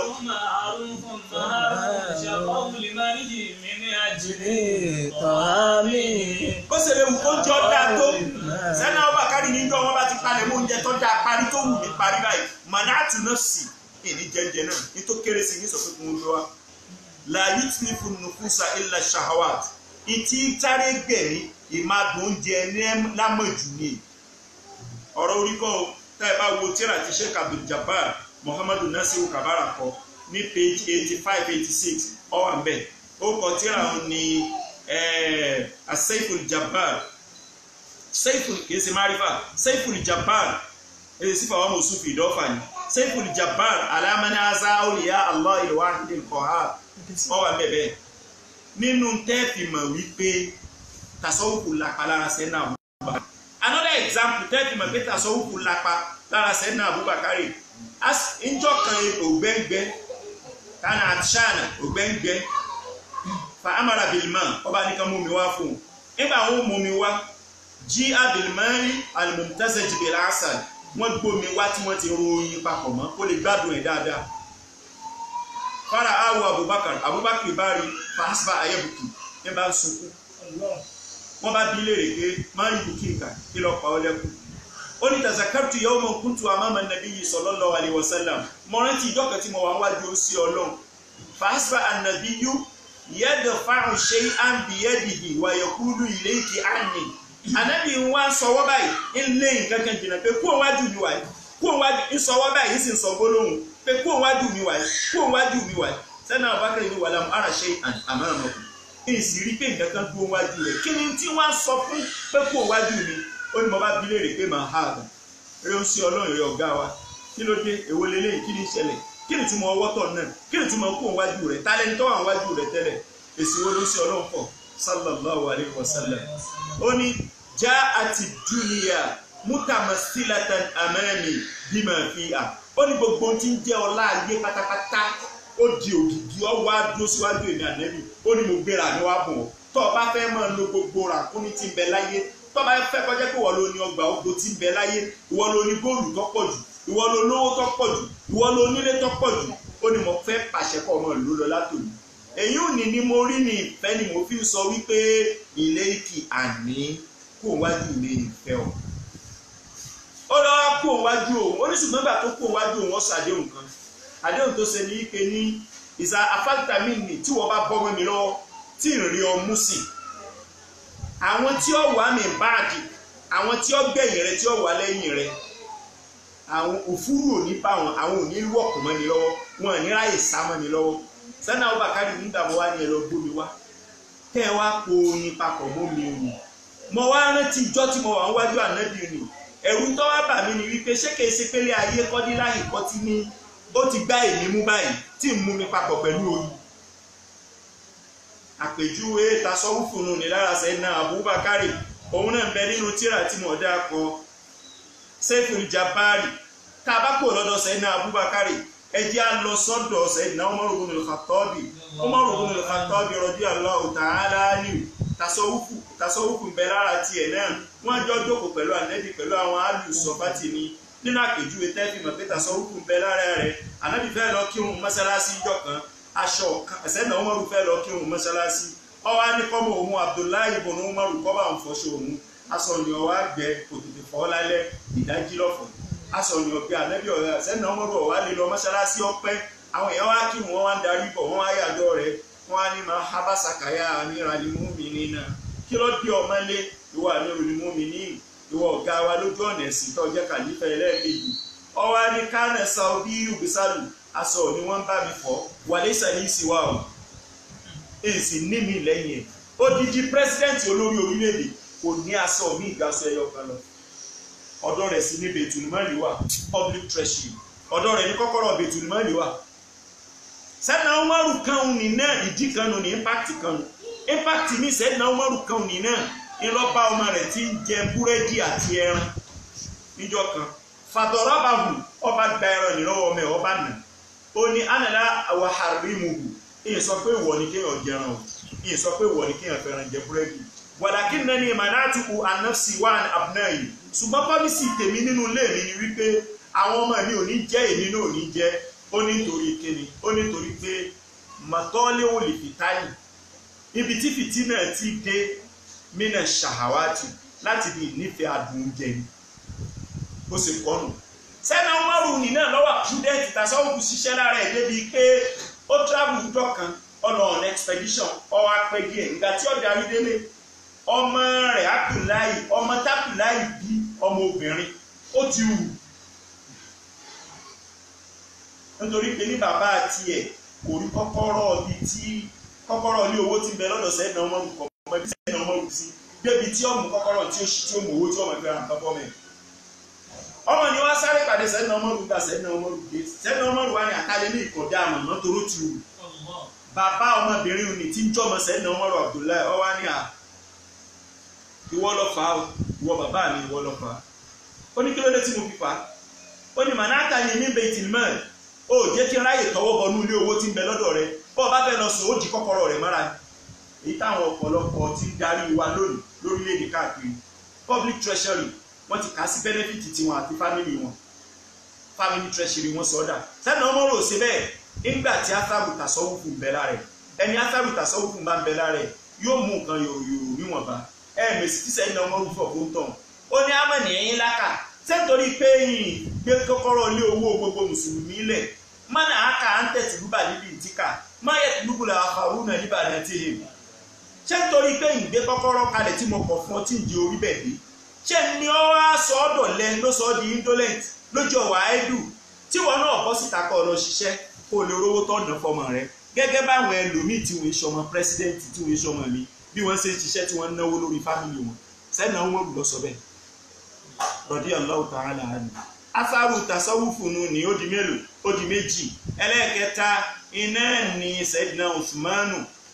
Khalifa ẹlẹ́ẹ̀kẹta Sayyidina Usmanu. Atharu tasawufu tí ń bẹ lára rẹ̀ iná ni wípé kana sawwaman. Sayyidina Umaru lè gbààwẹ̀ oṣù mẹ́ta tẹ̀léra wọn. Ó lè gbààwẹ̀ oṣù mẹ́fà tẹ̀léra wọn. Afẹ́ ilé pé Sayyidina Umaru ní sawwamu dar ẹni tí máa gbààwẹ̀ gbogbo ìgbà.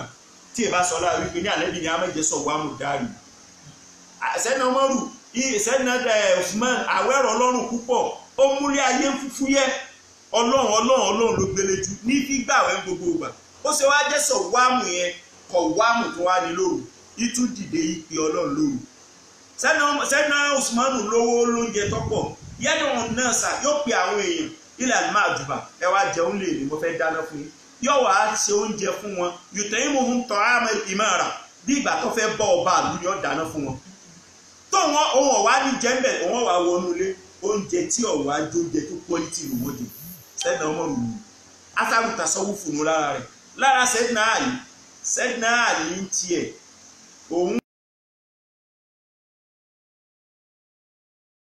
dídùn nìkan ní ọmọ ìfi sóúnjẹ mẹ́ta láàárọ̀ mẹ́ta lálẹ́ mẹ́ta lọ́sàn tó bá tún doṣù míì tó tẹ̀lé yẹn yóò jẹun dáadáa oṣù míì tó bá tún tẹ̀lé yẹn dẹ̀bídùn nìkan ní ọjẹ lóúnjẹ kọ̀ wá kó dúkìá jọ kọ̀kọ́rọ̀ jọ ìtẹ́ banilẹ̀ sẹ́yìn náà ní nǹkan méjì ni asẹ́ìfù wà dírìhùn ẹ̀wù adírìhùn ẹ̀wù ogun tí wọ̀ tógun bá dé wọ sẹ́ìfù àti ìdá rẹ̀ tí ó mú tí ó fi kọ́ ha ìtẹ́ banilẹ̀ rẹ̀ mú.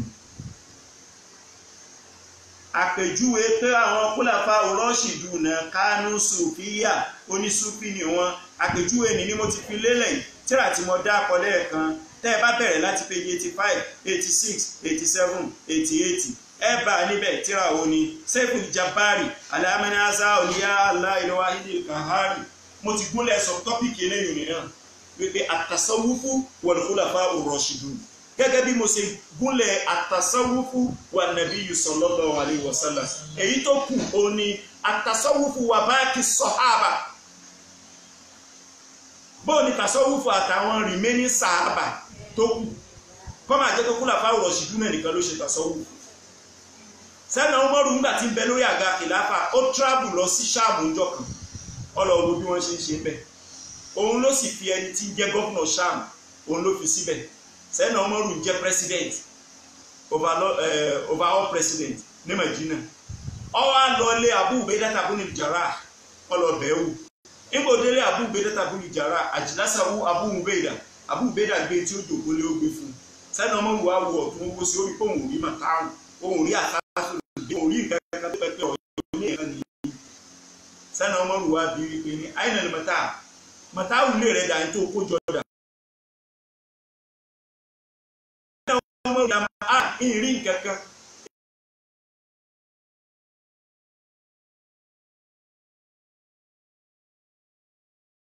àfi tébù kékeré tí mo rí àtúnfi kíní bíi pákó kan báyìí ọ̀tán ó ní hasbi Abu Ubaidah ibn al-Jarrah ó ní àsìbí ó tó mi àlèkásà àti tébù tó rí ni ó tó mi níwùdú ìwátọ̀ àmì ìgbé oúnjẹ nílé lérí tí bá fẹ́ jẹun tí mò ń lò òun fún un ó ní sọ orí pákótó sọ òun tiẹ̀ hasbi ìlítìlú sí wàmà náà ni ìjòkó lè tí bá fẹ́ jòkó bí bá fẹ́ sùn èrè rẹ̀ náà ní sùn sẹ́nà wọn rùgbà bọ́ ẹkún wípé àṣebẹ́mi ṣe rí tí mo mú ayé ń kékeré àṣemọ́rẹ́ ń tọ́ dàbí mi tó tiẹ̀ tó fẹ́ ṣe tiẹ̀ ju tèmi gan lọ ní bá sunkún ìgbà tí ń sunkún kí Abu Ubaidah wí Abu Ubaidah ní tẹ́bùkì lè annani bi'tu dunyaya wa ishtaraytu akhirati ó ń sunkún torí yí pé ní mo talé ayé mi mo fi ra ọ̀run ṣe bí Abu Ubaidah ibn al-Jarrah ó sì nínú àwọn khulafa ar-rashidun nínú bàkíyàtù sọ̀hábà lòun wà.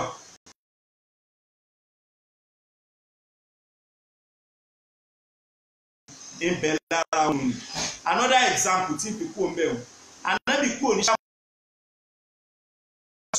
sẹ́dínà Umar ó kú ní Ṣáàmù ọgbà Kúfà lọ ẹ ń gbòde Kúfà ọwá ní wọ́n pè àwọn mùsùlùmí wá wọ́n wá dé ó ní àwọn fòkànráwù tí ń bẹ nílùú àwọn tí wọ́n rí tó ẹ kọ orúkọ wọn wá síbì kan mo fẹ́ bò wọ́n lówó owó òlù tó dé sọ́dọ̀ mi mo fẹ́ pín káàkiri wọ́n bá kọ orúkọ àwọn fòkànráwù ọ̀pọ̀ wọ́n bá fi lẹ́sẹ̀ ẹ̀nà ọmọ lọ́wọ́ the number one on the list tí wọ́n wà nínú list yẹn Amiru ọmọ Nasiru kọ́ni ẹni orúkọ ẹ̀ sẹ́nà ọmọ rẹ̀ wá bẹ̀rẹ̀ pé tálẹ́ni tó wà ní number one wọ́n lọ bá àlú wa ní Kúfà odidi ọba mi kí ló dé wá kọ orúkọ rẹ̀ sí ibi àwọn tí ò ní owó oṣù tí àkọ́ tí mò ń fi ránṣẹ́ láti Medina headquarter kí ni fi ń ṣe tó fi dẹni tí ó jẹ́ fàkírù lónìí ó ní bẹ́ẹ̀ lónìí gbogbo tẹ́ ẹ bá fi ránṣẹ́ sí pátá kì í mú nǹkan kan bẹ́ẹ̀ yóò fọn káàkiri ọ̀dọ̀ gbogbo aláìní ata òun náà fi wá di aláìní sẹ́ni ọmọrù wa fi alfudi náà ó fi ránṣẹ́ sí ilé gá èèyàn gidi lélẹ̀ tàṣọ́wọ́kù lápá lára ẹ̀ nígbà tí wọ́n gbówó ní dọ́dọ̀ ẹ̀ tí wọ́n jíṣẹ́ sẹ́ni ọmọrù fún lọ́ba bẹ̀rẹ̀ ní báńkì ìyàwó rẹ̀ bá bi léèrè ó ní sísẹ́ ní ọmọrù kú ó ní rárá kò kú ó ní tọ́ṣẹlẹ̀ ju kókú lọ kí ló ṣẹlẹ̀ tó ju kókú lọ ni wípé ní tí mo fẹ́ ṣe ọ́ fẹ́ bàjẹ́ ni wọ́n sọ fún bí tí máa ń ṣe pẹ̀lú owó ó torí ọ̀ wá fowó ńláńlá ránṣẹ́ yóò bà mí jẹ́ nìyí nítorí pé yóò bàjẹ́ ní sunkún sí bí bàjẹ́ rìn lọ́sọ kó tóbi ju kíṣẹ́ ní ọmọ òkú lọ ẹ̀rí tàṣẹ owó fi ibi tó bá wọn nìyí irú ẹ̀ náà ló wà pẹ̀lú Sheikh Nasiru Kabara ọlọ́run bá wa kẹ́ wọn níjọ́ tí wọ́n dójúlé wọn tẹ́sẹ̀ Sheikh Nasiru Kabara wọlẹ̀ tó fẹ́ wọlẹ̀ tí wọ́n fẹ́ yọ tí wọn ò rí yọ mọ́ àmọ́ pé àwọn fọlọ́run wọn tí wọ́n mọ bí wọ́n fọlọ́run sí lẹ́ẹ̀kan náà ni wọ́n ń pe ọlọ́run bíbádá dítú ẹbí ilé ìkàlìkè ìdágúnlẹ̀ sí lómi náà ni.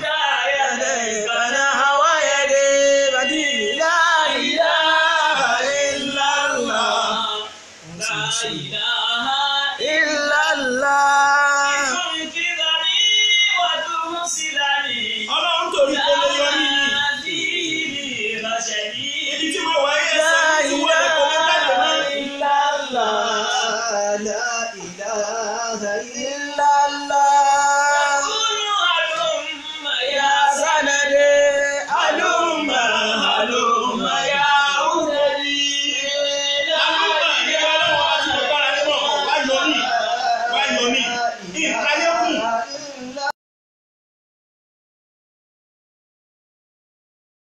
Ese má bínú rẹ̀ lónìí. Ìjẹ́rẹ́ lórí ìta ọ̀wọ́ ọlọ́run.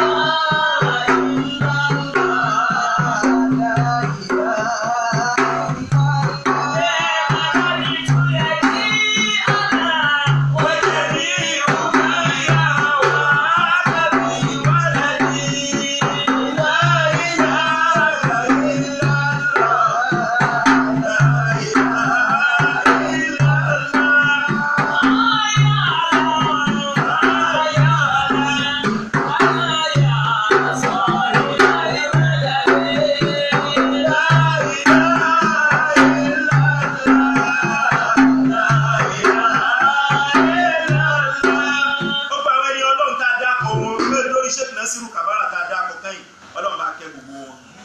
A ti sọ̀rọ̀ níbi tá a gúnlẹ̀ sí báyìí òun ni a sọ̀rọ̀ nípa àtàsáwùfù wal Qur'an a sọ̀rọ̀ nípa àtàsáwùfù wal Nabiyyu sallallahu alaihi wa sallam wal khulafa'ur rashidun a sọ̀rọ̀ nípa àtàsáwùfù wa baqi sahaba al-kiram. Àpèjúwe ìlápa tàsáwùfù àti mú jáde lára Nábì àti mú jáde lára àwọn khulafa'ur rashidun the four rightly guided caliphs a sì ti mú jáde lára àwọn disciples Ànábì tó kù èyí tó kù tá a máa bá lọ ńjọ́ tí ó bá padà jẹ́ bóyájọ́ Sunday ní ìtì ilé confam èmi àtàwọn admin á padà jọ sọ̀rọ̀ ìjọ tí ó bá jẹ́ a wá sọ̀rọ̀ nípa orípa tasawufu tí ń bẹ lára àwọn àfá àgbà àwọn àfá Sufi àgbà tá a mọ̀ wọ́n ní Nàìjíríà Sheikh Usman Ibn Fodio á sọ orípa tasawufu tí ń bẹ lára ẹ̀ irú tíra tó kọ irú bó ṣe kọ́yàn kéwú tó àìmọye àwọn wo ló ṣe Islam lọ́wọ́ ẹ̀ táàpì mọ̀ wípé ní àwọn àfá àwa lójú ọ̀nà tasawufu lánàá níjẹta a lè fẹnu ṣáátà wọn ṣiṣẹ́ ribiribi fún Islam lọ́jọ́ Islam ó kù bó ṣe kù lónìí a sọ̀rọ̀ nípa Abdulkarim al-Magili àtẹnumọ̀sáni ọmọ kí o Abdulrahman Sahalabi tó wá láti Jazair nínú àwọn tó ṣáájú Sheikh Usmanu ni a sọ̀rọ̀ nípa Fatihullah Buras nínú àwọn tó ṣáájú Sheikh Usmanu ni a sọ̀rọ̀ nípa Abdulsalam al-Asmarul Feturi nínú àwọn tó ṣáájú Sheikh Usmanu ni tí wọ́n sì ṣe Nashrul Islam wọ́n gbìyànjú sójú ọ̀nà ẹ̀sìn wọ́n gbìyànjú sójú ọ̀nà mímọ́ a sọ̀rọ̀ nípa Sheikh Isa Jogbo a sọ̀rọ̀ pẹ̀lú ògo Ọlọ́run nípa Sheikh Ahmadu Bamba àti gbìyànjú tó ṣe pẹ̀lú tasawufu tí Islam fi múlẹ̀ nílẹ̀ Senegal a sọ̀rọ̀ nípa Sheikh Umarul Foti pẹ̀lú ògo Ọlọ́run tá a bá wá ń sọ̀rọ̀ pé ibo ni Islam wá pọ̀ sí jù láyé lónìí gbogbo kọ́ńtínẹ́ǹtì mẹ́fẹ̀ẹ̀fà àbí méjèèje tí ń bẹ South America ni North America ni Africa ni Australia ni Europe ni gbogbo kọ́ńtínẹ́ǹtì tí ń bẹ pátápátá tí wọ́n bá níbo ni Islam ní Asia nítorí pé Asia náà ni population bẹ̀ pọ̀ jù òun nìkan fẹ́ kó 50% population gbogbo world. A sọ̀rọ̀ nípa Indonesia, Southeastern Asia iná ní Indonesia. Ibẹ̀ ni Islam pọ̀ sí jù gbogbo àgbáyé lónìí. Iye nọ́mbà mùsùlùmí tí ń bẹ ní Indonesia nìkan ń jẹ́ 219,960,000. Indonesia ló control highest population of Muslim. Lẹ́yìn Indonesia iná lọ́kàn India òun ló tẹ̀lé Indonesia 190 million òní nọ́mbà 194 million òní nọ́mbà mùsùlùmí tí bẹ ní India 194,810,000. Lẹ́yìn India ìlọ́kàn Pakistan 184 million 184 million òun náà ní àdàdì mùsùlùmí tí ń bẹ ní Pakistan. Lẹ́yìn Pakistan ìlọ́kàn Bangladesh ti Bangladesh tiẹ̀ 144 million ni. Lẹ́yìn ti Bangladesh 1.4 million kí ni mo pè ní sí 144 million is 020 òní àdàdì mùsùlùmí tí ń bẹ ní Bangladesh as at year 2015 data statistics tó wà nílẹ̀ as at Bangladesh lọ́wọ́ kan Nigeria ìyẹn ni ó já mọ̀ pé Nigeria ni the 5th largest populated country in the world. Mùsùlùmí mélòó ni wọ́n ń bẹ ní Nigeria? 90 million 0.20. Nínú gbogbo àwọn ìlú tá a wá dákọ síwájú yìí, the first 5 largest populated country in the world bẹ̀rẹ̀ látorí Indonesia pé lórí India tó jẹ́ second, pé kúrò lórí India lórí Pakistan tó jẹ́ lẹ́ẹ̀kẹta, pé kúrò lórí Pakistan pé lórí Bangladesh tó jẹ́ lẹ́ẹ̀kẹrin. Àwọn mẹ́rẹ̀ẹ̀rin yẹn continent kan ní gbogbo wọn wà. Asia, Nigeria nìkan tí ń jẹ́ number 5 largest populated country in the world. Òun ni ò sí ní Asia tí ń bẹ ní Africa. Ìdínú ni tá a fi gbọ́dọ̀ sọ̀rọ̀ nípa bóun Islam ṣe wọ Indonesia. Kèésò ní àmọ́ mo sọ fún wa kalẹ̀ ní tá a fẹ́ ṣe ni. Bí Islam sì ṣe wọ Indonesia ń jọ́ tá a bá débẹ̀, a rí wípé ní àwọn Sufi náà ni wọ́n ṣiṣẹ́ ribiribi bẹ́ẹ̀. Àwọn olówó tí wọ́n wá láti Gujarati ní Indian Peninsula àwọn ni wọ́n bẹ̀rẹ̀. Lẹ́yìn tí wọ́n ọkà àwọn ruling àwọn Musafari dynasty ọkà wọn ọjẹ́lẹ̀ kejì. Àwọn kẹta tí wọ́n play pivotal role bí Islam ṣe rinlẹ̀ bí mímọ̀ ṣe gòkè ní Indonesia tó fi jẹ́ pé Indonesia ni àti rí highest number of Muslim faithful lẹ́nìí àwọn àpò ní Sufi ni. A gbọ́dọ̀ mọ́ sọ̀rọ̀ wọn sísọ̀rọ̀ wọn ní ó jẹ́ ká gbà wípé ní àwọn àfáà Sufi lánàá níjẹta wọn ṣe eré wọn iṣẹ́ ní talébú.